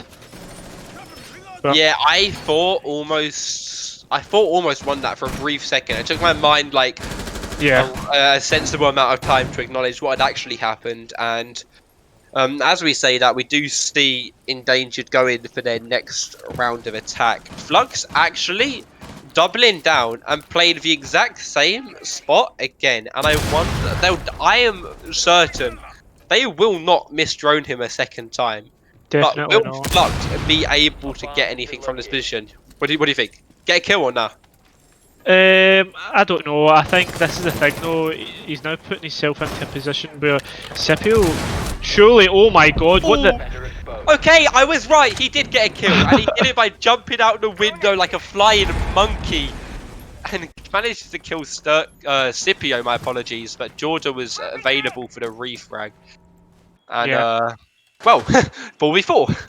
A massive kill there from Flux there, because I think they'd only used one Ash charge, maybe. No, I think one Ash charge at max. Yeah, I think he uses breaching charges for the hatch, which is like part of his utility, but he uses Ash charge to get the mute jam, and it was on that wall. And we see it's literally deja vu. Sloth, same again, going downstairs, looking through the hole to try and peek him. Yeah. Warden in the smoke, and Sloth just runs out and gets that kill. And there we go. We're quite lucky that Warden manages to get the refrag. Well, down for now, but I think he's unable to be revived. There you go, getting the finish off there, and a minute left on the clock, and again, 1-for-1 trades coming out between Intensity and Endangered, and what a close round this has been in comparison to the other time we previously saw this site played. Yeah, definitely. I mean, I think that's the Ayana that's in towards the cigar shop. Just a pre-fire coming out there. I don't know if they have information on that, but they certainly do have information now. As we see Endangered slowly pushing up towards Pixel and just hold a long angle onto Cocktail where Hayden's playing. The smoke's coming out. I think he's already used 2. If we see here, can we just check his utility? Sorry. Yeah, he has used 2. We can see it in there on their left side. Oh, sorry, Um, man, I'm totally blind. But Pew just doing playing where Sturksy was playing before and trying to do the same dance, but I don't know if he'll be able to pull this off. We've got one inside a freezer as well, just waiting for. I think is that Jodo? Just get that Jodo and bulletproof Sturksy getting. cam. Yeah, they know exactly where everybody is. And Sturksy got pushing in towards the C4 as freezer. well.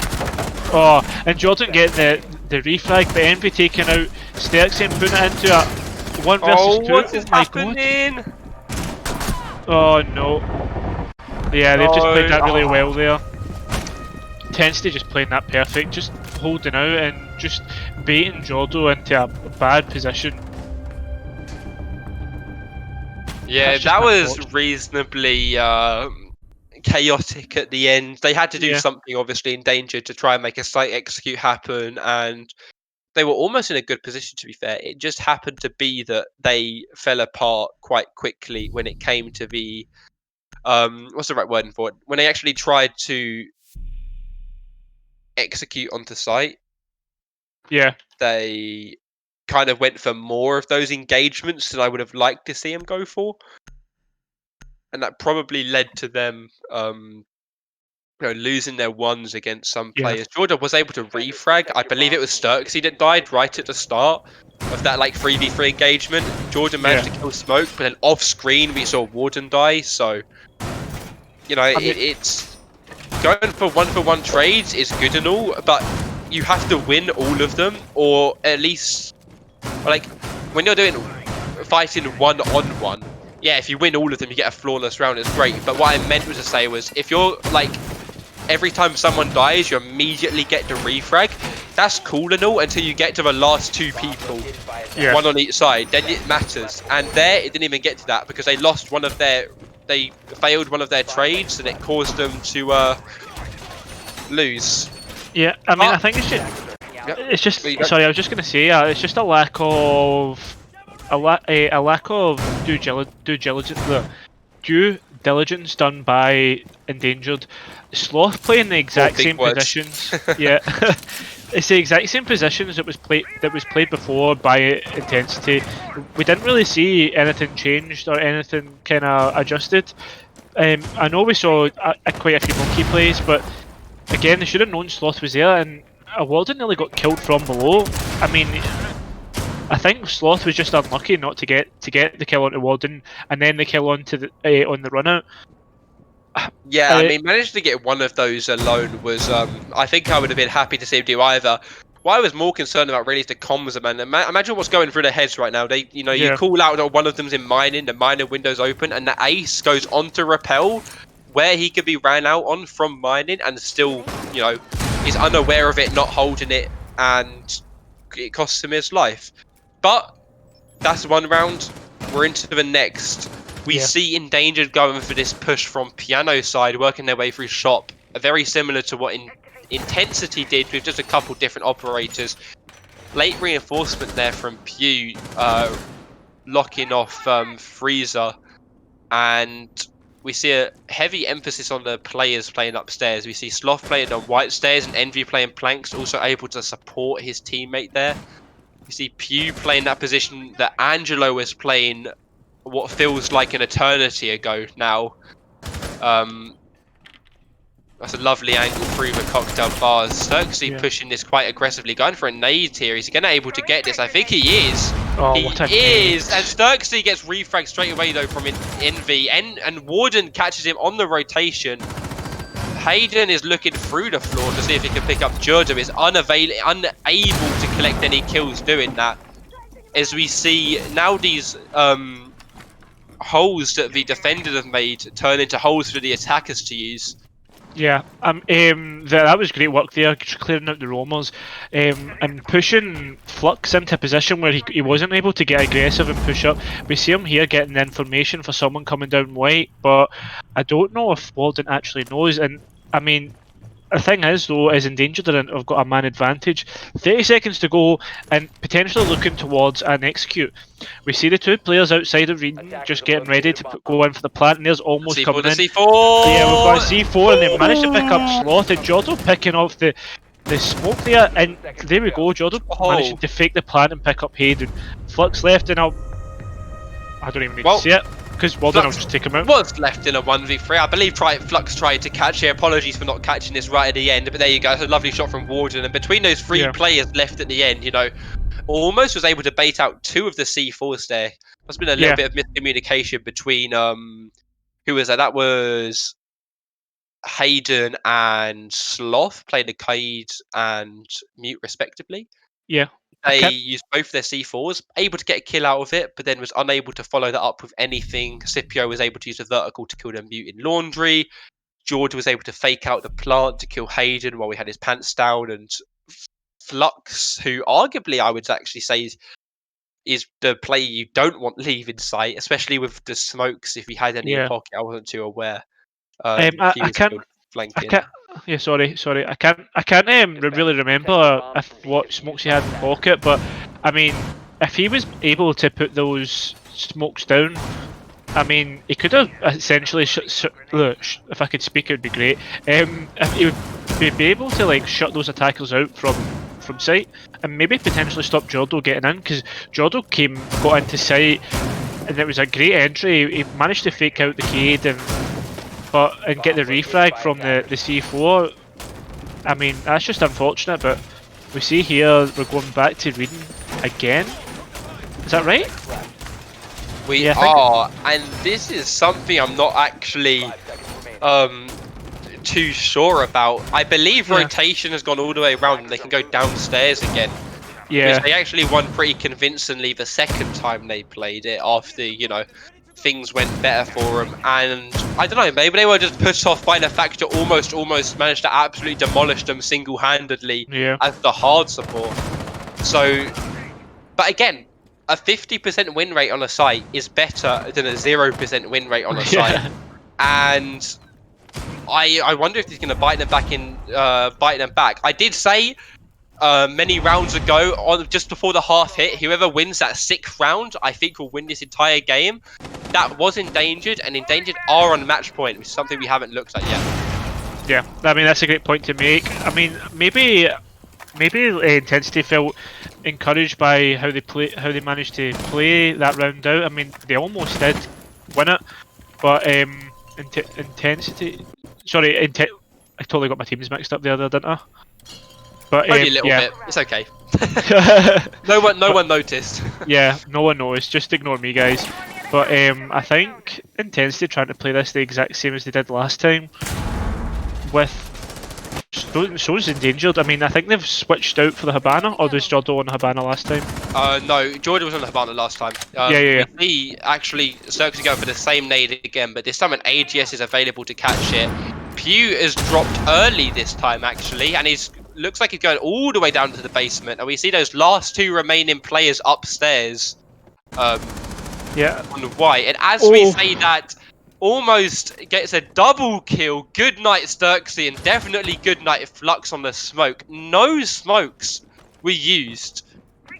I don't know about you, but I'm not. If I was them, I'm not too fussed about that.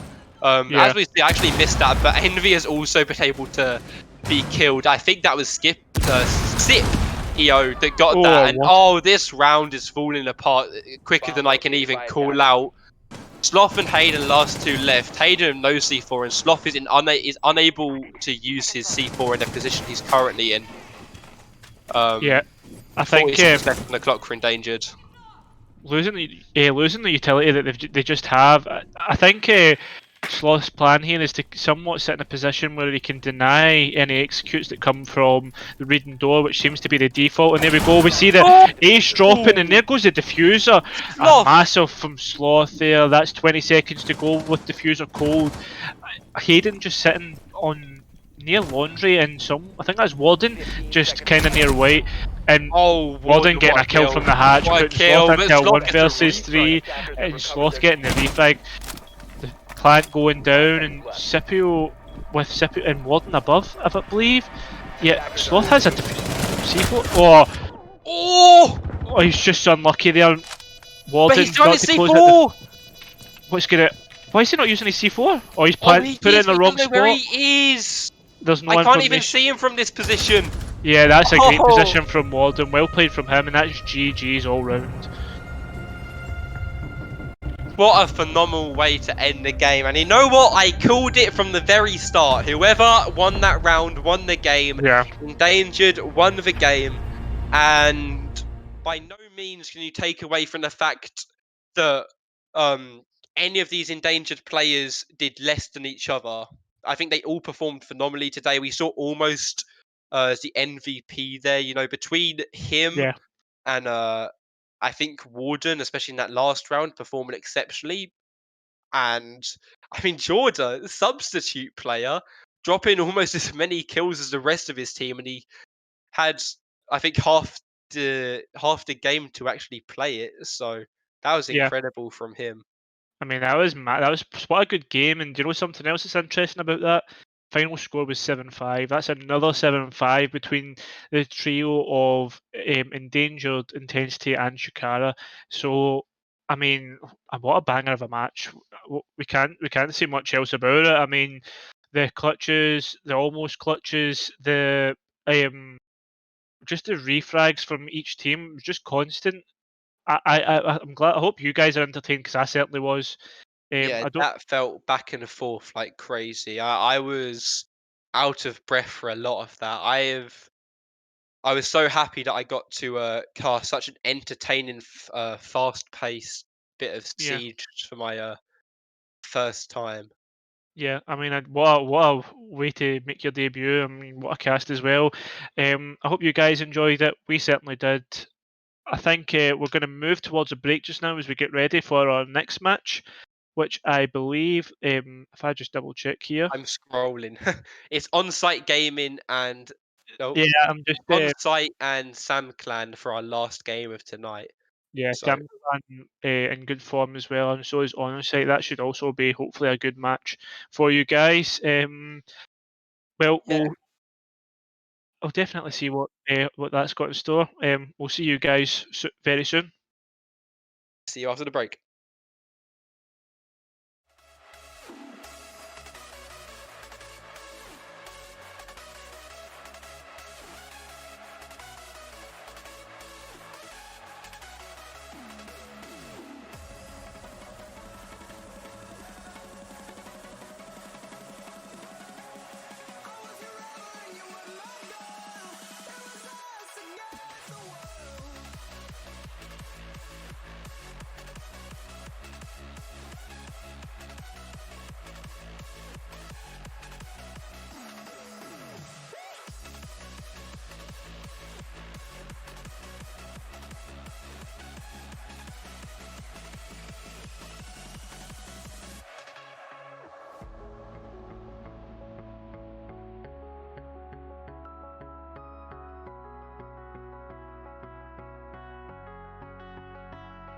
Yeah, I'm pale and grey, all dust and fade.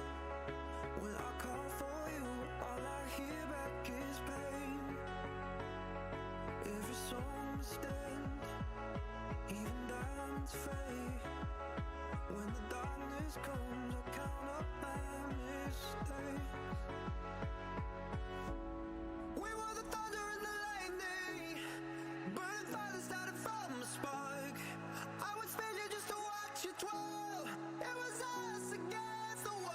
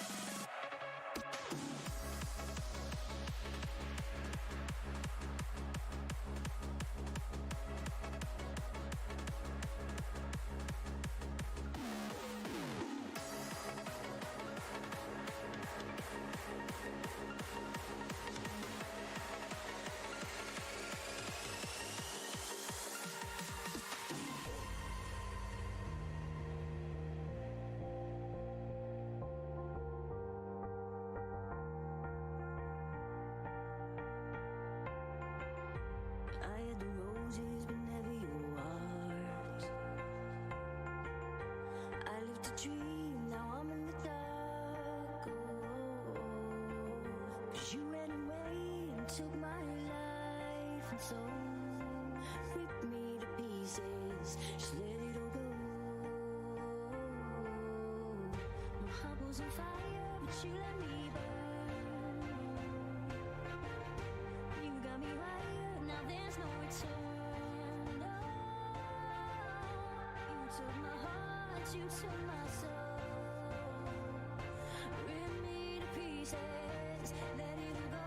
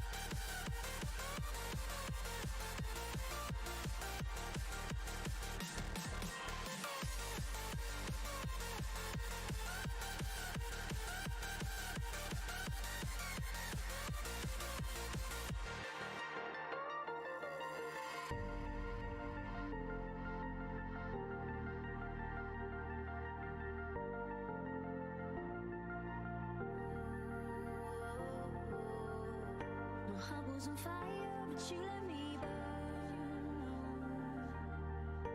You got me wired, now there's no return. No, you took my heart, you took my soul. Rip me to pieces, let it all go.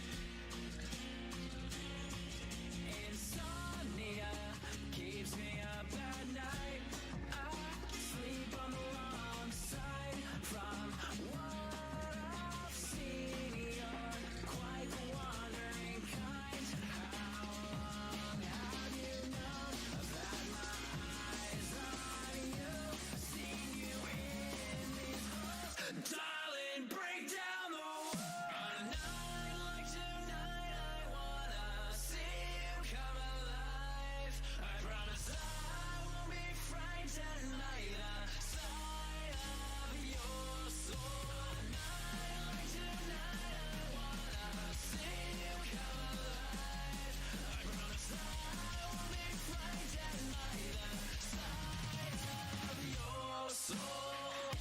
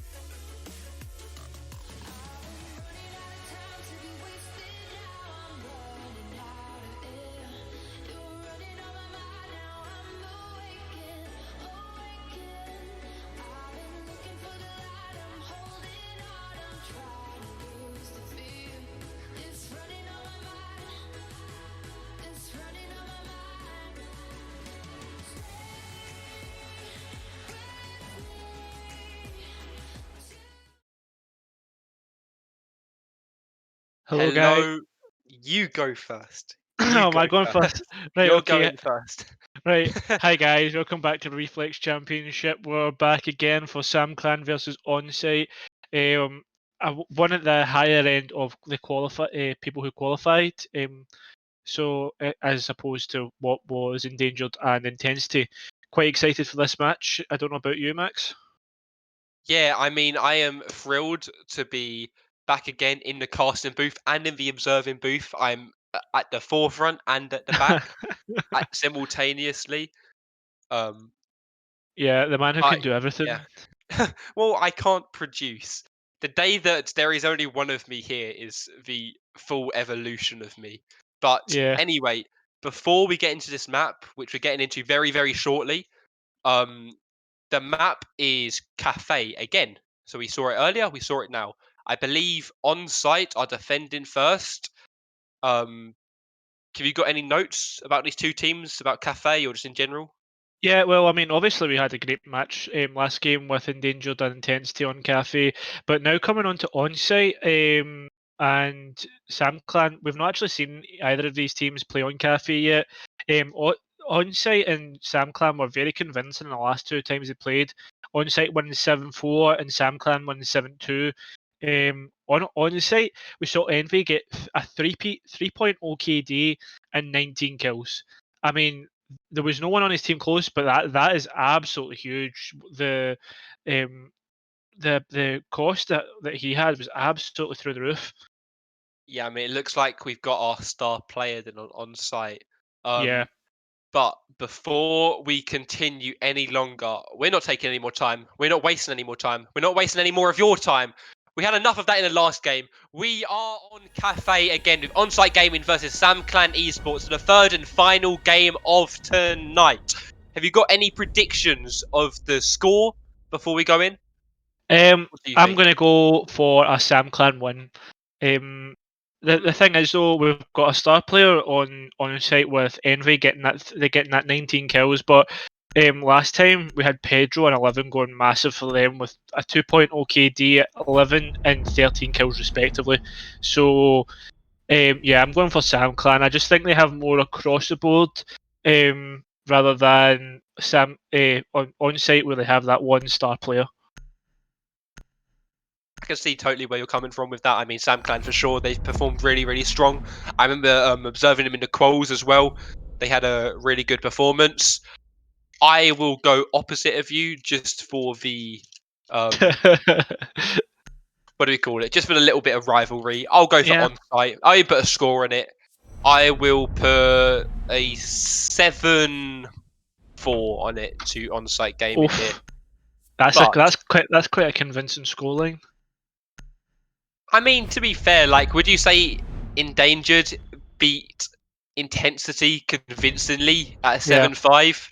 Yeah, that's a fair point. That's a fair point. So like 7-4, you're like really, really close. But you know what? Let's just talk about our bans really quickly before we go into the game. We have Thatcher, Capital, Wamai, and Mira. Two same, two new. Thatcher, Mira, that default combo you see banned permanently, pretty much across like all of T4. Like I said, that was banned by on-site. But Sam Clan come in here different. They've got the Capital ban, brings those smokes, brings those asphyxiating firebolts, has a hard breach gadget, really, really good as a flex player. And the Wamai, which I don't think we actually saw played by either of the previous teams in our last game, but we're not going to see it now anyway because it's irrelevant and it's not in play. We Yeah. are going to stay with on-site though as they go to the top floor site first. Attackers need to locate Yeah, really and interesting there bomb. for the Wamai ban. I mean, obviously the Jaeger and Wamai combo isn't as strong as what it used to be, with Wamai losing his shield and also the nerf where Wamai gadgets also catch the same gadgets as Jaegers, like you can't stack them anymore. So a fairly interesting ban there. I don't know, who do you prefer in terms of Wamai and a Jaeger? Who would you rather pick? Pretty good question to be fair. I think if you asked me about 3 months ago, I would have definitely said Wamai. 10 seconds. Yeah. He had a shield, his gadgets came longer over time, and something as simple as those deployable shields, I mean, as we see now being set up by On-Site Gaming, they've got that dual shield setup going on with the Goyo shield playing Pixel, and then an extra shield playing in Freezer, that Goyo shield. I can't actually quite see where Smoke has played his other shield. I don't know if you can see it, or if I'm just No. being a little bit silly here. Is it maybe? I'm not too sure. Or if that was close, nearly getting 11 there. Yeah, I mean, that's a... Sorry, on you go. I was going to say I just found a shield right there, but Oh, yeah. There Yeah, I mean, this is quite a strategic setup here from on site with the amount of soft walls being utilised for long angles and the likes for someone pushing round onto New Balk or etc. Obviously, these two teams, potential favourites coming out of quals to make it into our finals, playing really well so far, but not yeah, much. I mean they've both been solid, haven't they? Really? For the Yeah. most part. But here we go. We do see they're going to start burning those AGSs on that Freezer shield, and Sledge's going to throw a nade down there. It's going to pop that Goyo shield. Not do any damage to Oh. Speedox. He's well aware of that, and he gets away just in time. Still got the extra shield though, the one that Envy's playing on by Pixel. He's only got one ADS on that, unlike the two that Cdox had on his shield.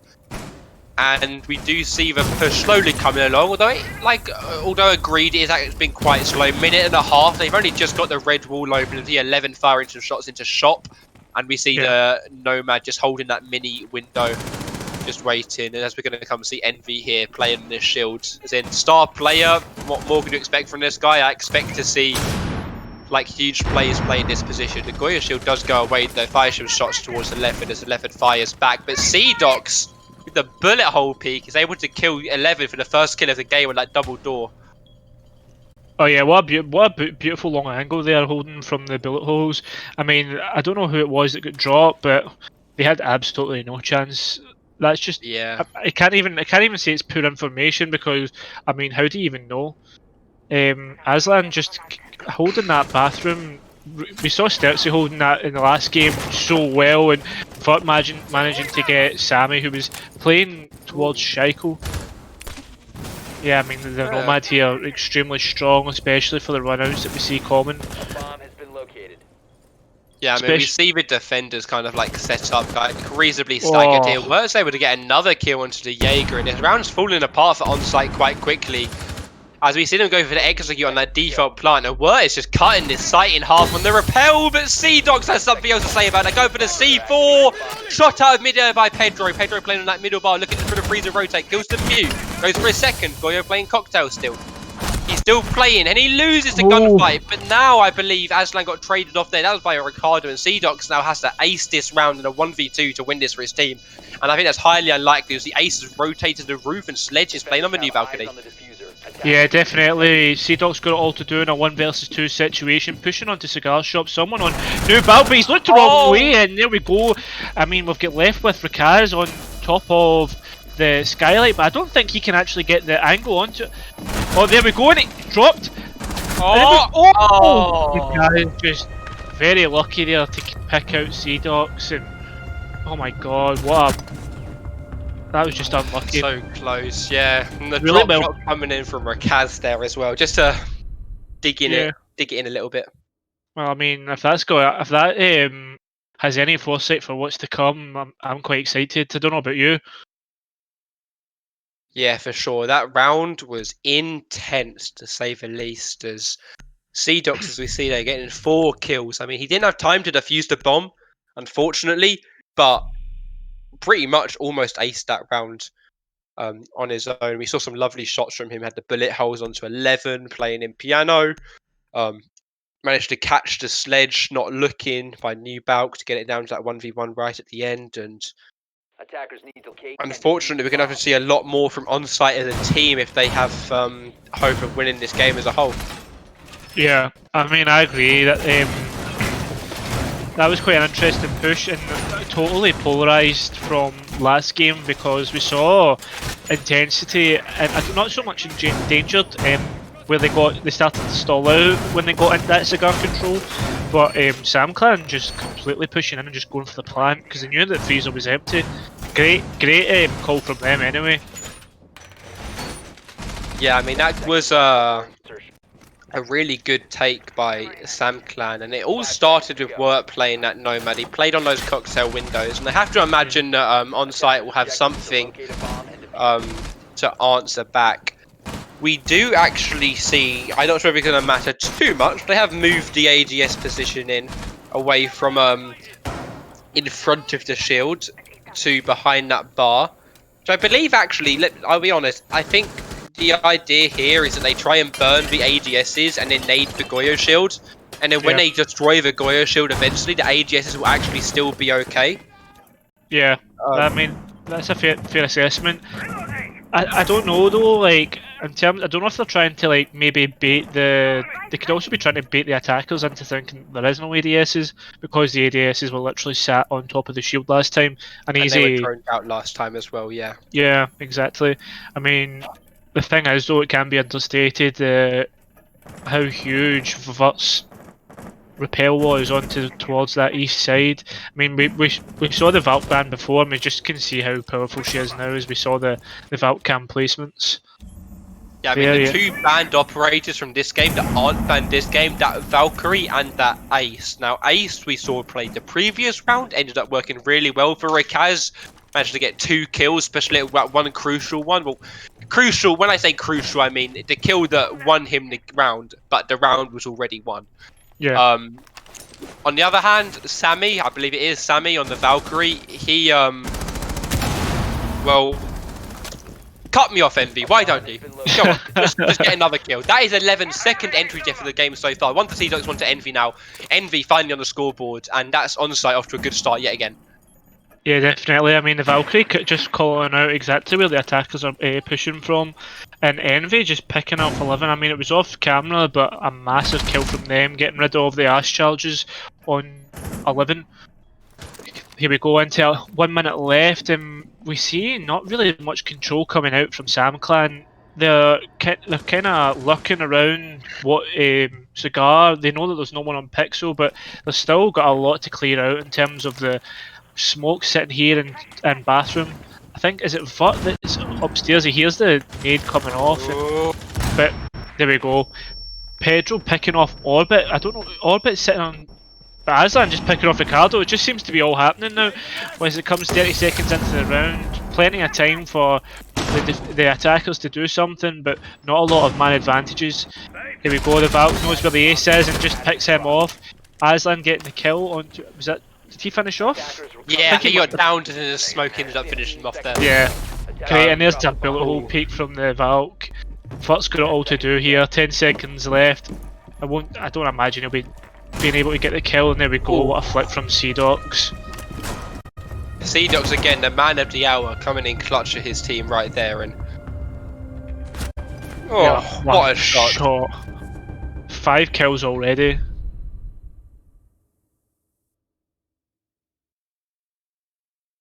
Yeah, I mean, Sam Clark, we gave like, well, I don't know, it was more, I gave what's it called, commendations towards Sam Clan for not stalling out, but I mean, they've managed to somehow stall out there. I don't know what happened. I don't know if it was just maybe bad information in terms of like the sledge going to nade out the smoke and getting picked, but just seemed to be maybe a lack of communication. I don't.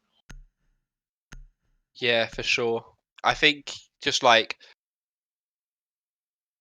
gonna work out like really what went wrong for them. Attackers need No, to one locate round and went defuse one way, bombs as they the can. next round went via next, and you know what? I think even over the players alive didn't really represent it. Sam Clan really definitively attacked Located first by time attackers. Yeah. and like did really well. And then on the other side of things, On-Site Gaming did really, really well on their own defensive round. The second time playing it, they made the adjustments they needed. You know, that was like Envy getting that opening kill rather than dying. 10 seconds left. Yeah. Z-Doc not needed to come in clutch at the end, and even though, like I said, didn't work out so much, it was still effective. And something that we haven't actually mentioned just yet, but the difference between round 1 and round 2, that Valkyrie pick brought by Sammy.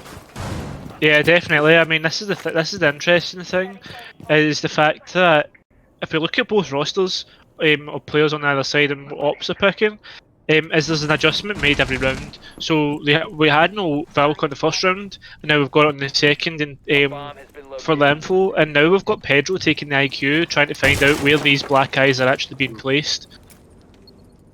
Yeah, I mean, coming off that as Zafia to come play the IQ, and I'm not sure what the right word is. I'm not too fussed about that pick. They haven't on site as a team. They haven't really got much explosive capabilities, or not on site. Sorry.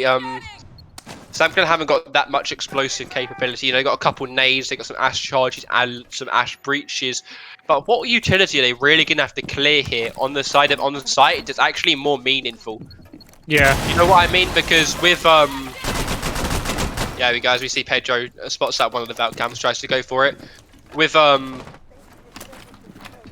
Is it? on site, Oh, the must be amount of a utility they have isn't like needs explosives to destroy. You know, there's no like Maestro or the Goya shields like last time. There's not as much, and as you see Pedro start making some vertical here. Looks like he Yeah. might have caught off Seedox, but ended up not. Yeah, definitely. I totally agree with what you're saying, but I think the only thing that could potentially be pretty bad for them is the Melusi devices that will be left up from orbit. But they have plenty of explosives in the likes of Ash and the Sledge, and there we go, just a ping coming out, and Furt just managing to take out Sedoxis just almost in the middle of nowhere. Yeah, I mean, what a great game mechanic that was, really. Like, yellow pings, I'm sure we're all happy that they're part of the game and something that we all get to enjoy while playing Siege. Costed Seedox's life with no chance to even have an impact in the round, really. Yeah. But you know what? You know, it happens. That's a C4 off the game, but his utility, the main utility, those claws had already been used. And we see Ricardo wall-banging Sammy, that was, from above. What a cheeky little angle. And 11 gets one, and Orbit straight back onto the IQ. Orbit gets a second. He's managed to get upstairs, and he's making his retreat super quick, but meanwhile, offsite, 11's managed to trade on Aslan. He gets it into a 1 versus 3, and Orbit has all the work to do here. 15 seconds. Yeah, definitely 15. Don't even get to do the play-by-play as it comes down to the execute. Is just Vought just knows exactly where he's going to be. There we go. What? Yeah, that was a really good attack, I think, from Sam Clan. I was really happy with the amount of work they put in. It looked like they were really clear of the direction they wanted to know. Yeah, definitely, I agree. But I mean, knowing how the way these games have been going, I guarantee you next round will probably be on sites. I mean, this is the thing, though. The just the pressure and the general movement of the Sam Clan team just seems to be. I don't know how to put it, but just like I feel as if when I'm watching them play, I feel boxed in. So I can only imagine how the defenders feel. Yeah, it looks like Sam Clan really have a good understanding of like opening up the right parts of site, you know, applying pressure but not too much pressure that it like works both ways against them. They've got a nice sweet spot. But again, adaptation is key, and what do we see again? Exactly that. We see Orbit playing the Maestro this time. No, Sammy, I believe Orbit was on the Melusi, and he did a good job. Like he actually got a double kill upstairs. You know, it was a possibility for him to win the round for his team just off that. Unfortunately, that wasn't the case, but he's given up the Melusi, given it to Sammy, who was previous on the Valkyrie, and yeah, you know, it's just Yeah. switching it back again. You know what I mean? So, you know, Sam Clan now have the IQ to clear utility, but to clear what utility? They can clear AGSs from above, they can clear Kayyids from above, they can call out where Melusis would be and where Maestros would be, but they cannot clear them. And that will be the jobs of 11. If 11 is shut down early by any one of these on-site gaming players, it could be real trouble for Sam Clan in the long run. Yeah, definitely. I mean, this is the thing with the trade-offs with IQ. You know exactly where all the utility is, but I mean, you can't really do much about it. The good thing is with IQ, they're going for Sam Clan going for this vertical pressure. She has lots of those impact charges that can blow up the soft floor, which will give them good sights onto the site below. Yeah, for As you see. sure. Yeah, like IQ's got breaching charges now as well to help Ash make the vertical and sledge as well, and it's a lovely cam spot from 11 there. Knows exactly where Aslan's playing. Aslan does not have a clue. No, definitely not. I mean, there'll be Sam Clan. We'll probably not even be thinking about Aslan as of yet. Just keeping tabs on where he's movement and the what's been held. I'm just sorry. My feed just keeps jittering here. I think it's my internet, but the vertical pressure just starting to come in from Sam Clan as they. Don't know if that was a pre-fire from below or a pre-fire from above, but not managing to pick anything out. I think that this is quite smart from on site. I mean, before we saw it was quite site heavy, and now if you look towards where all the outlines are, they're more horizontal. Like we've got the likes of who is it? Aslan sitting in VIP. Yeah, look at this. We've got Sedoxis and Coatcheck and Envy on Whiskey Bar. Sammy and Bakery. Yeah, Bakery. Sorry, I totally forgot my call. Yeah, it's just a great. Just a great feed from onsite. Yeah, playing a lot more passive for sure, and we do see him actually slowly working towards Sammy, and Sammy is about to get naded, and nade misses, but you can see in the distance there's one on that black card, just dropped down now, and Sammy really has to be careful how he uses his life here. He just manages to spot him. They go for the engagement, and there you go, Ricardo gets the opening kill, but there's 15 seconds on the clock, and there's still 9 players left. See Sedoxys in coat getting ready for 11's push, but Envy is also aware of that pressure. Rick really has to go in quick, but 11 managed to get the kill, and Envy looks like he's going to trade it, which he does. We're left in a 3v3 where Rekka's just barely able to get the play. He gets down! Wow. That was C-Dox, I believe, from Coat, able to win that out for his team. Look at that. That Maestro cam, like I said, comes back to bite them when they don't have enough explosive utility to clear it. Rix is left in a really difficult situation where time management was not on their side there. And just an overall good performance from on-site to keep that in touch. Because that looked like it could have gone really badly, really quickly if they didn't know what they were doing. Yeah, I totally agree. I mean, this is the thing though. If we is the adjustments again. I mean, not just the adjustments of who and what's being played, but it's the adjustments of how it's being played. We saw the on-site there just going horizontal instead of turtling towards site, and it just came out massive because they were able just to go for the retake when the execute came in. Now, something I would like to discuss just now while we're looking at just as we saw those picks come through and those bans, with Sammy's decision. Sammy shows the Valkyrie on his main pick phase before 6th pick. Pedro was on Zofia. Pedro sees Sammy on the Valkyrie and switches to the IQ. And meanwhile, Sammy has switched off the Valkyrie onto the Melusi, where the Zofia would have been more useful. Very smart from on-site, I think.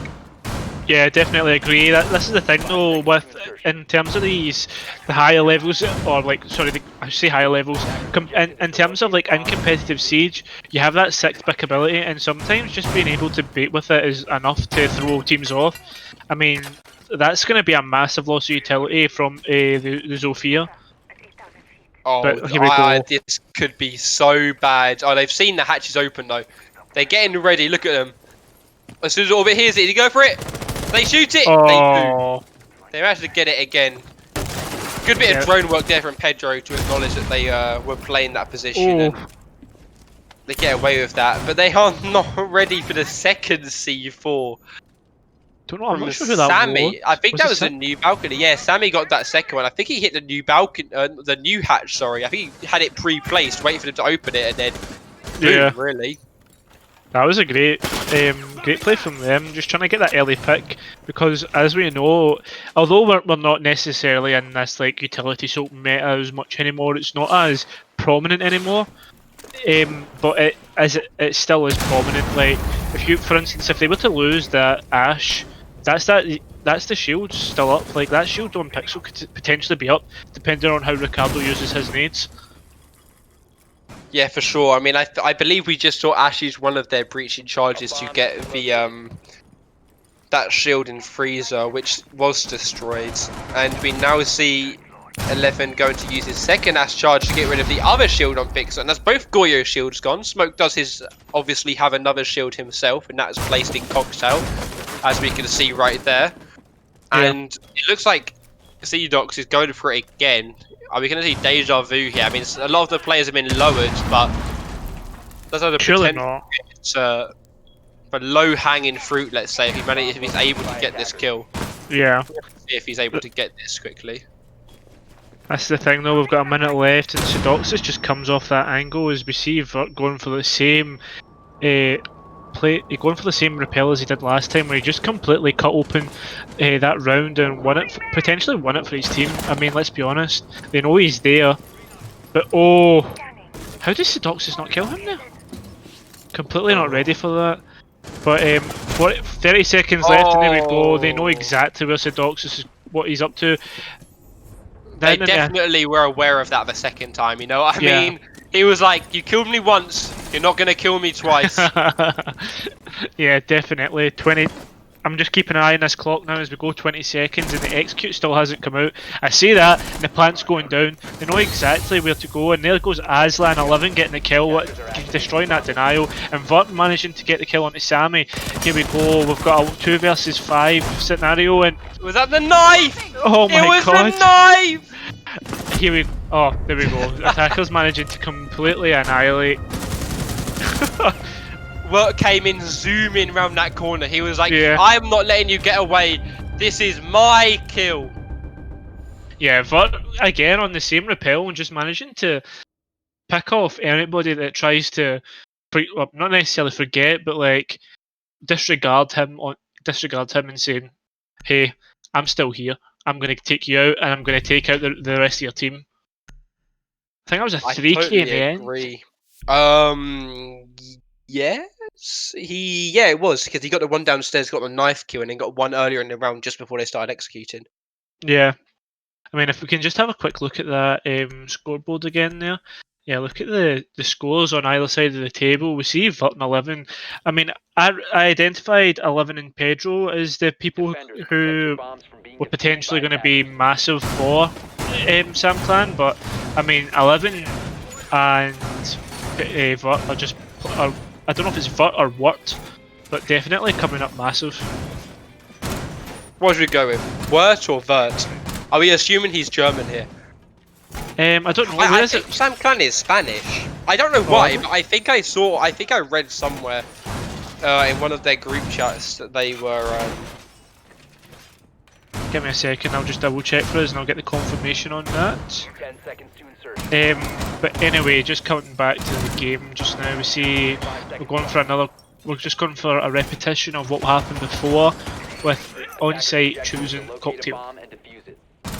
Yeah, and you know what? I'm pretty sure we haven't seen the same lineup from on-site gaming on each site exactly the same at all. It's been different every single time. Because now, Yeah, I mean- instead of bringing the... So I think the first round we saw Malusi along with the... like the mute. I think we did see a mute. But now, instead, we see a Mozzie, which we haven't seen at all today. Yeah. Just to confirm, they're actually Portuguese. So They're you were Portuguese. closer. I was close. They're neighbours. They're neighbours.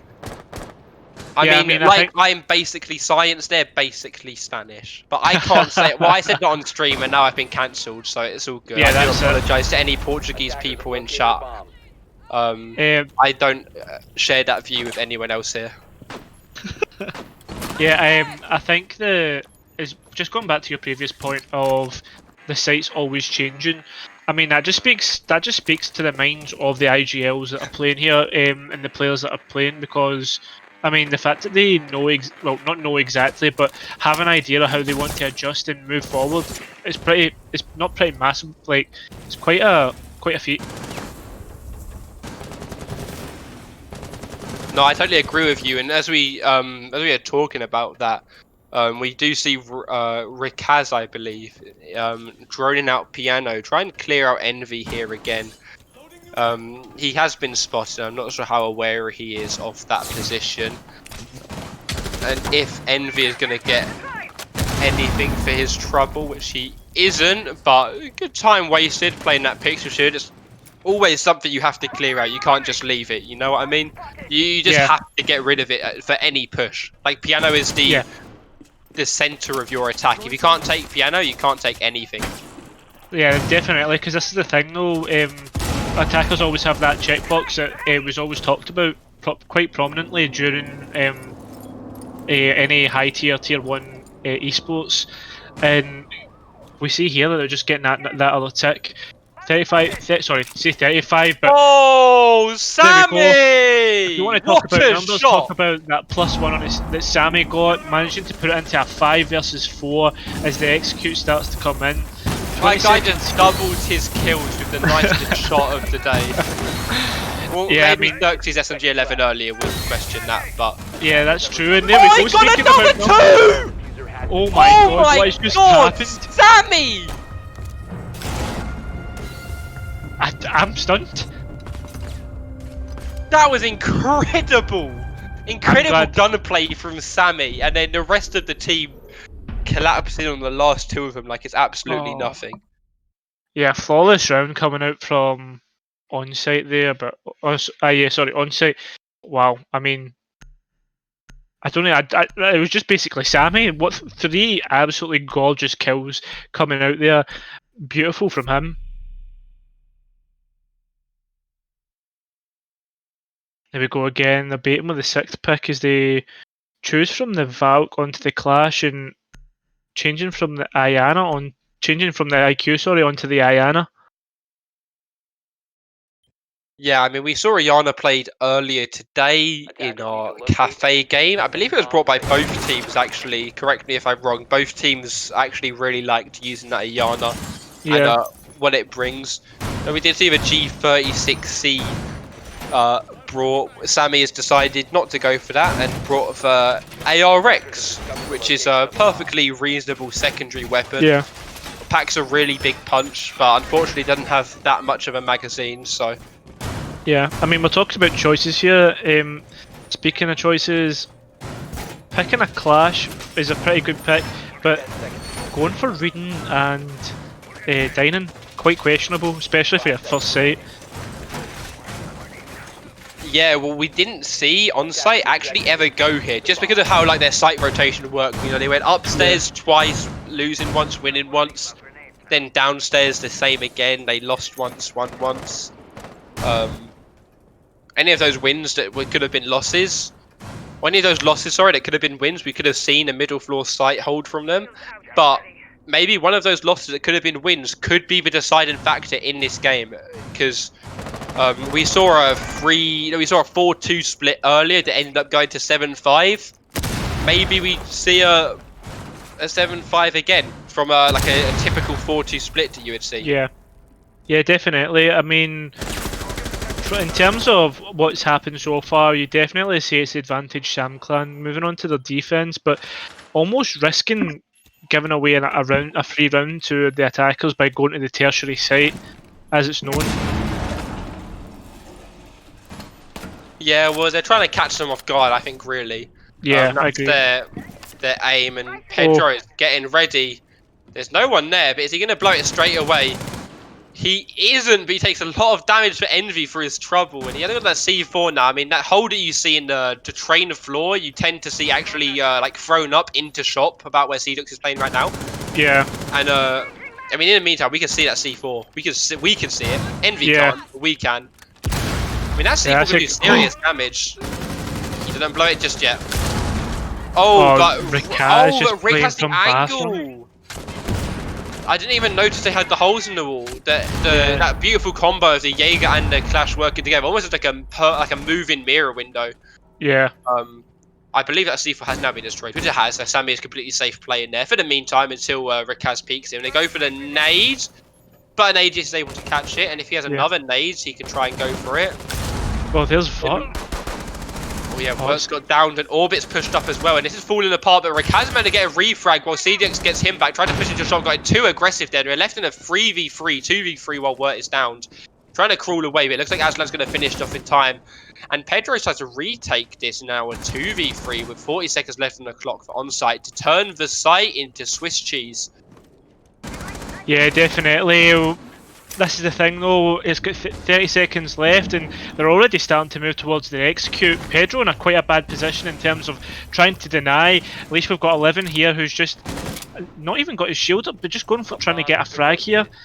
Here we go, we've got the ace moving on, trying to go for the plant here, and I don't know why he didn't have his shield up, trying to go for the denial.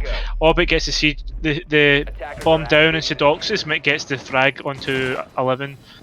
I mean, Pedro here going for the retake, trying to get the player up top. I mean, that is probably the most important player, Oh. but somehow manages to whiff. And there we go, Aslan just Pedro. taking out Pedro. Really interesting round there. We saw Aslan on that repel managing to cut the site open, as we saw. I can't remember who it was last time. Was it What? Yeah, it was What. What managing to cut the site open from his repel, and Aslan just doing the same thing there, just taking a page out of his book. Shout out to the boys in UMT. You know who you are. We get some Pedros in chat. We get some Pedros in chat for that failure of a clutch. I'm sorry, Pedro. Although SMG11 probably not favoured in that engagement, and neither was that Clash SMG. I mean, like you said, could have had that shield out, could have been more capable of doing something else. But I guess if you have the shield out, you can't really like actively deny the plant. And yes, you can see the Sophia's looking at you, but after you see that ace plant in front of you, you can't be in a position to Defenders, to protect shoot your back bombs when from your being shield's on defused by your back.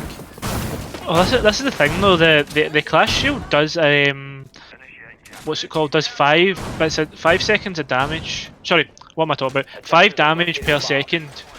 Yeah, when you're through a like play. mid zap, but I would like to say I think the ace would probably had enough health to Yeah, still block that, unfortunately. Although I would have liked to admit that they were a little bit. yeah. He would have been close. I like Pedro's decision making for going upstairs and trying to take the player above, because I mean, Sure. if they have that vertical onto the diffuser, it doesn't matter who you kill. That player's always going to be up there, and he could just play as passive as he wants, because you're going to have to go for the defuse.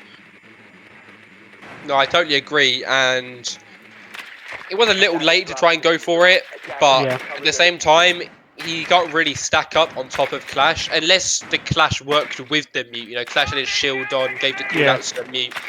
You're still going to struggle in that gunfight, I would imagine, especially with the SMG11 and the SPSG 9 or something Yeah. like that. The Something Clash yeah. SMG, that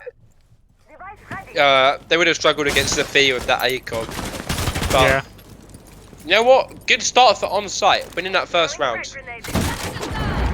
Yeah, definitely agree. We've got the wet. Sorry, I just had a yawn there.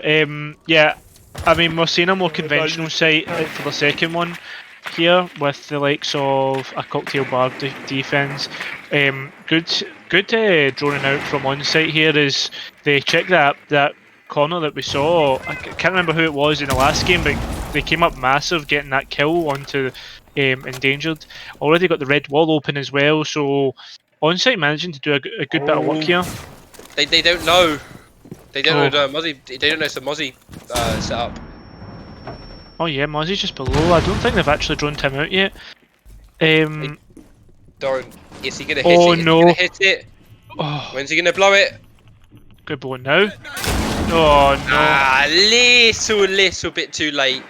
Does some passing damage to orbit, but they now know where he is, and we can see Seedox has that drone. He's looking straight at him, and is he Yeah. gonna? Ah. That's unfortunate. Just use the outlines, Seedox. Just use the outlines in game. Oh my god. Anyway, Yeah, definitely. That's a beautiful angle from Vert, but I think I the was Nomad about to knows. say. Yeah, Nomad knows exactly where he is. I think, and there you go. There's the Oh, pick. Just a one tap as well. Just beautiful. just had to click. Yeah, exactly. That's it. And then we see Ricardo here retreating all the way back up way. And I think is that the defuse going down? Did it not? Attackers bomb. It is, but his foot was sticking out a little bit too far, and Pedro Yeah. sees that, and they managed to get that. But in the meantime, I mean, Aslan's managed to go in here. Aslan's managed to get a double kill for himself. Yeah. This Nomad is doing wonders for him. Ricardo go for the C4 from downstairs, and now managed to kill up Envo. A bomb has been Envo, located. Envy. Attackers But recover Aslan's the managed to get his bomb. third on the round. Another 1v3. This time it's in the hands of Ricardo to clutch this, and again, it's going to be just as difficult for him. Attackers are activating the bomb. Yeah. And there was a Nomad charge. I thought for a second he ran like through a Nomad charge, but Yeah, I was really confused there, but it didn't matter. yeah. Because it didn't matter because Sammy managed to get the kill anyway. Yeah, I was just sorry, I took your thunder there. Yeah, Sammy Yeah. playing really well there. The entry from the Nomad. I mean, not an operator that you tend to talk about entries and getting frags and stuff like that. But I mean, that was absolutely huge. Yeah, that was a really, really good round to be fair. And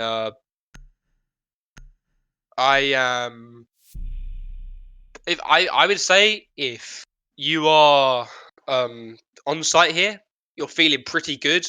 Oh yeah. You've got like I said before, normally you get a 4-2 split on Cafe. pretty normal, right?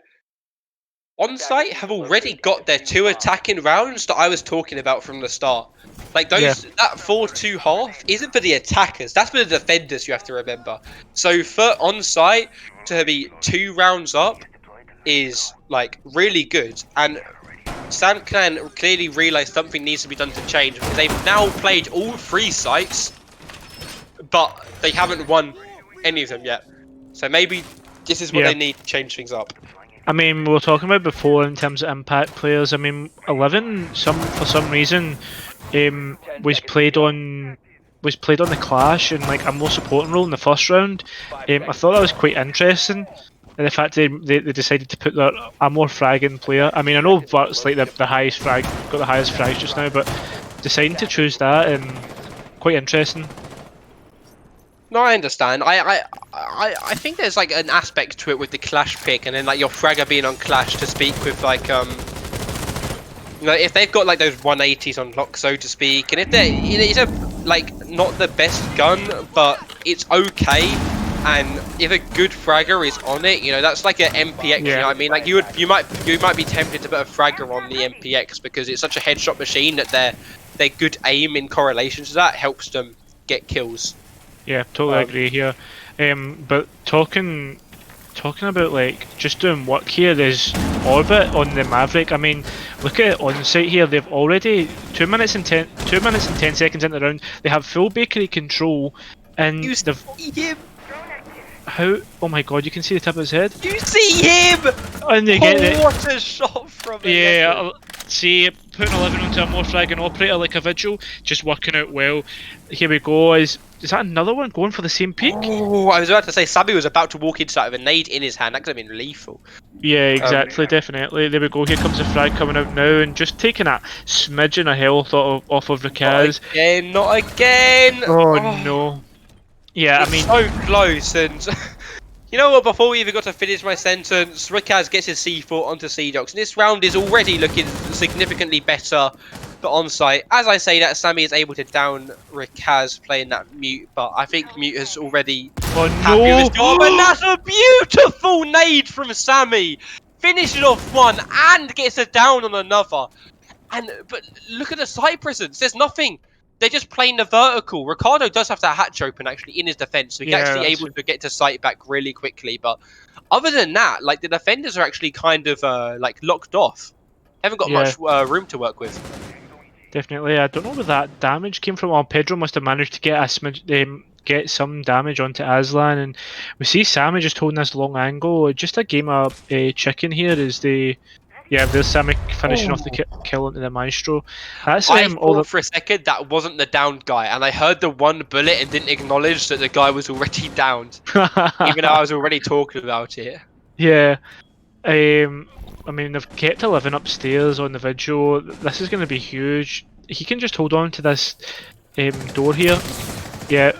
Well, there we go. I was just ready to say that he's holding on to the door, but his Orbit goes to try 11 and still going. Yeah, look, if I could speak. His Orbit tried to go upstairs and retake and get rid of that Vigil. Sammy's just going to die, and there we go. I can't speak, and apparently on site can't shoot. On-site can't shoot, and SamClan have made you speechless. Yeah, that is exactly it.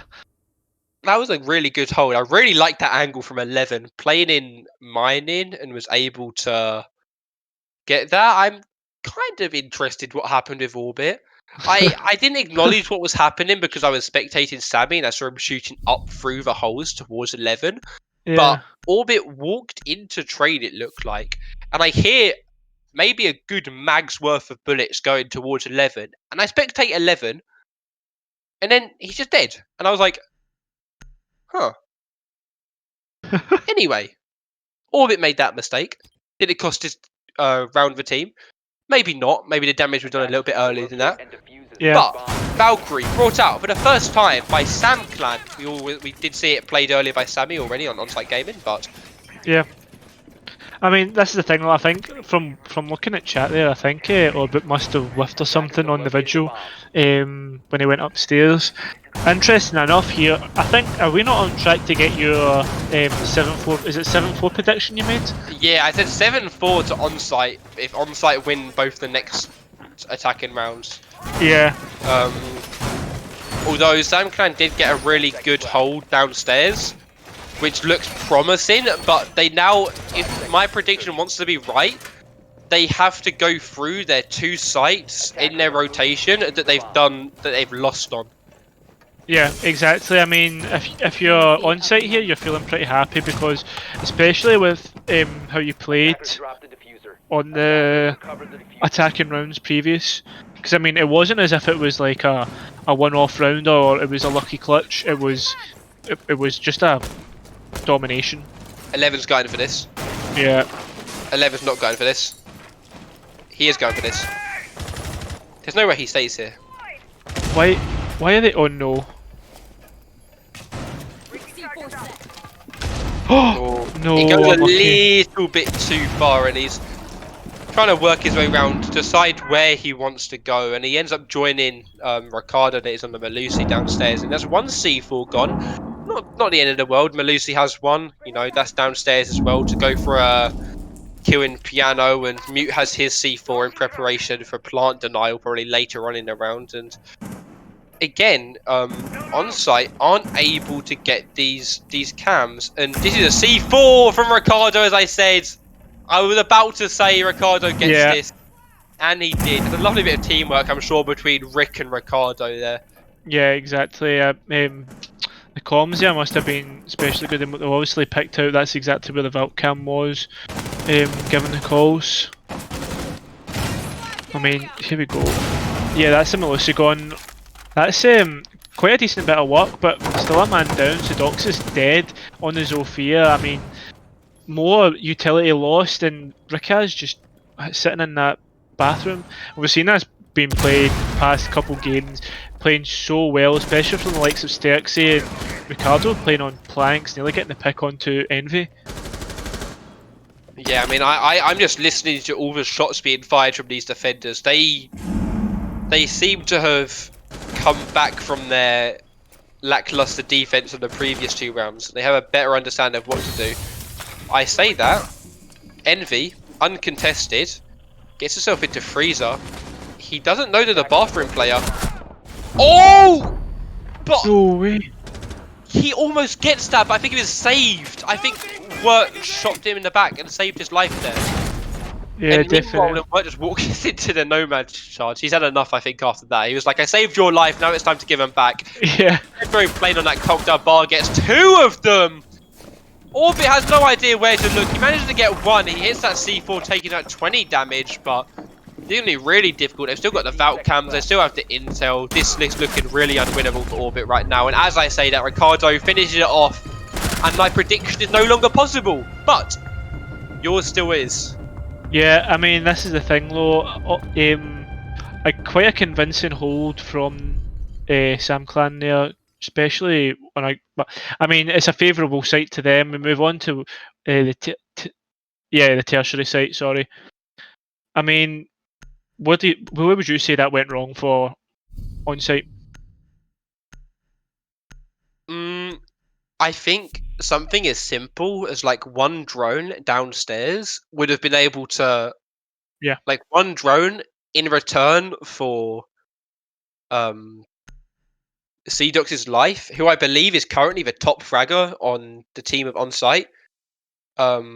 Which he is. No, he's not. Aslan's ahead of him, but he's tied for 2nd with Sammy.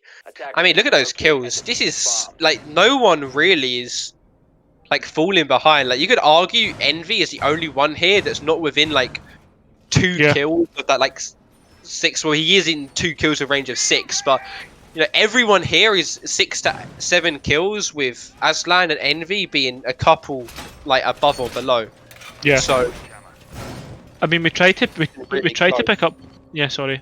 I mean, we tried to pick out players to watch. We saw Envy just creeping and lurking, but it just doesn't seem as if the teams are allowing anything to happen. I've not seen really like anything to predict, like any reason to predict anything. If you know what I mean, it's just been so unpredictable. Sorry, that's what I meant. That's what I should have said. It's just been so Yeah. unpredictable the past couple, this game, like. Because one, like, I mean, we were thinking, oh, after those first 2 rounds, SamClan's looking likely to take it. Now, sorry, Onsite's looking likely to take this, and then SamClan managing to claw it back. Yeah, for sure. This game really has been pretty much neck and neck. Other than that, I mean, what did we were like with Onsite on the on my left in theory? You have 1-0. Oh no, you went 0-1, 1-1. Do you want to talk about? 1-2, 2-2, like 2-3, 3-3. The only real like lead that any team has had is Onsite getting those 2 attacking rounds, but SamClan have easily pulled that back. In the meantime, Envy, as I said, the only guy on this team that is, if you could even argue, behind on kills, not really, has given me a reason to doubt myself by picking up Rick in the toilets room. And that is going to force 11 to back off without his player to help support him. And he's going to play by Cocktail now with Ricardo's help instead. And we see Wirt using the Goyo shield like backwards. Oh, that's not Goyo shield, sorry, a regular shield. To hold White Hallway. And Envy's going to go straight for this. He's going to push this. He's going to go for it. And there you go. Envy gets his double. That's a beautiful kill from Envy. Gets the Goyo shield and he's trapped them. 11 is stuck in the middle of Cocktail. He is so dead. He cannot do anything. That's what I love to see. Absolute mess. And before I can even finish my sentence, Envy gets a triple kill. Maybe I just need to chat shit about Envy again, and maybe he'll just drop another 3 kills and just win the game. Why not? Why not? You suck, Envy. Please, prove me wrong and ace the next round, get it to 7-5, take Onsite's victory home. Yeah, And definitely.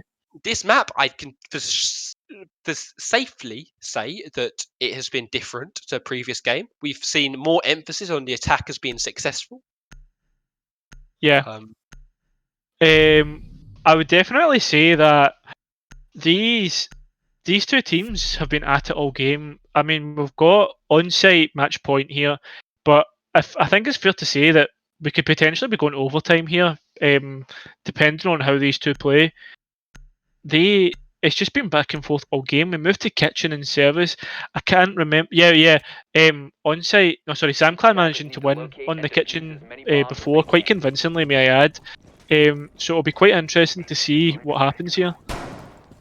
Yeah, and something that we did see before that was really effective for SamClan was that Vigil playing in train, which we are not going to see this time. 11 has opted instead to bring a C4 and bring the Valk, which I can understand. The Valk cams, I'm sure, brought a lot of intel. I think they have brought a lot of intel actually every single time they've played. With Onsite being unwilling, so to speak, to bring an IQ, unlike Pedro did with SamClan. Yeah. But here's the change I've noticed actually. They've reinforced the hatch in Freezer, which was previously made open by SamClan, so the players upstairs, like 11, like Ricardo, like Pedro, can rotate back to site very easily. So I can see they've gone for a more turtle-heavy setup. This turtle-heavy setup allows... Oh no!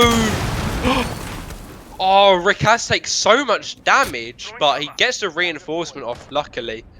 And in the meantime, well, I was going to say there's 2 of them on drone. 11, he's going for it. Does he get it? No, he doesn't get it. Sammy's quick enough to react to that. And he gets that kill on 11. 11 was a little bit too hesitant. There's 11. You got to remember, man, the timer. It's a second now, not 3. You don't have time to wait. You got to go, go, go. You spent too long and Sammy punished you. And like we see now, Onsite, man advantage, not even a minute in. They have got Freezer wall open. Their push, I can see their push shaping up already. And we're not even halfway through. Yeah, I mean, Pedro... Pedro, I think that must be a long angle all the way into Freezer. Oh, no, he got him no, on just he got him in reception, yeah, by Whiskey. Yeah, I mean... great pick on to Sedoxis again, as we say that the top fragger being shut down straight away.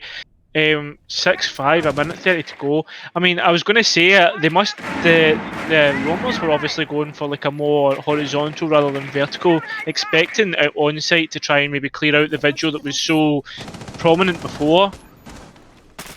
We see here we've got the Ash just roaming upstairs trying to find out if there is any sort of presence from the attackers, and Sammy Ooh. managing getting the kill onto what? Again, massive pick. That's the Maestro cams going cold. There's going to be no sort of denial from them. It's going to have to be down to the C4s of Pedro and Riquez. Pedro just misses a shot there, as does Aslan. I was going to say, actually, I'm surprised that Attackers. SamClan haven't rotated upstairs to try and get rid of Envy, because he's been a real nuisance here. It's not him getting the kills, it's him causing the pressure that's allowing Sammy to take advantage of this. And we can see now the defenders are very they're like close, but they've got distance between them that covers a large amount of space, but they're like reasonably close to each other to do anything. Sammy on his triple kill, and this looks like it might be the end of the game if Ricardo and Pedro are unable to do anything.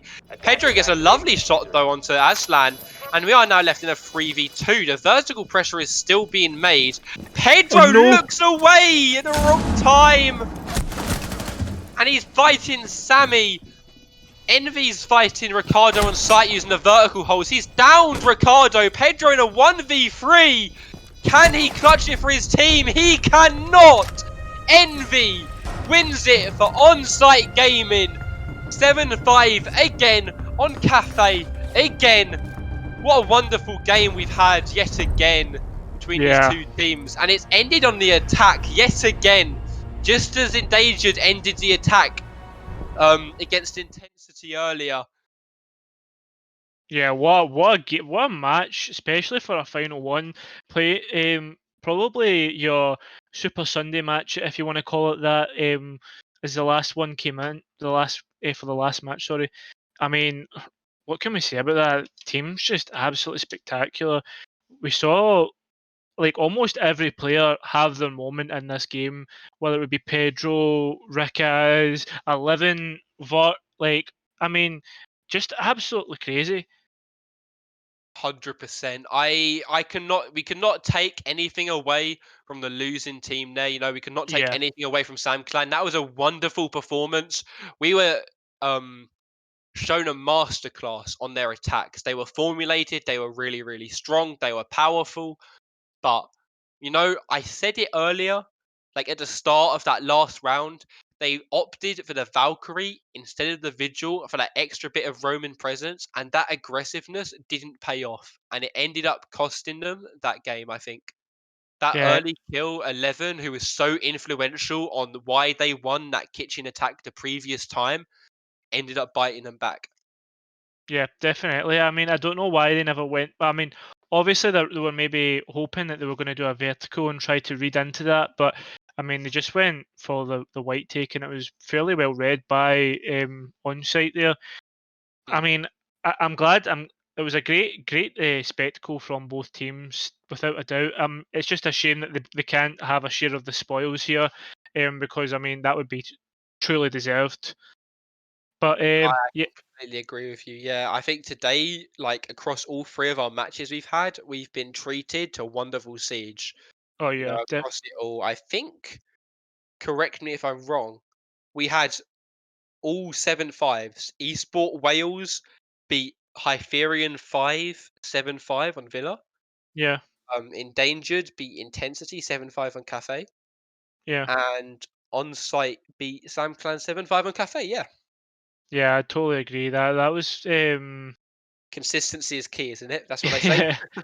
I mean, the thing is though is when we're watching games like this, we're just glad to see it coming back and forth, and glad that both teams are doing a good showing. It's been a good showing all across Reflex, and we're glad that you guys were here to join us.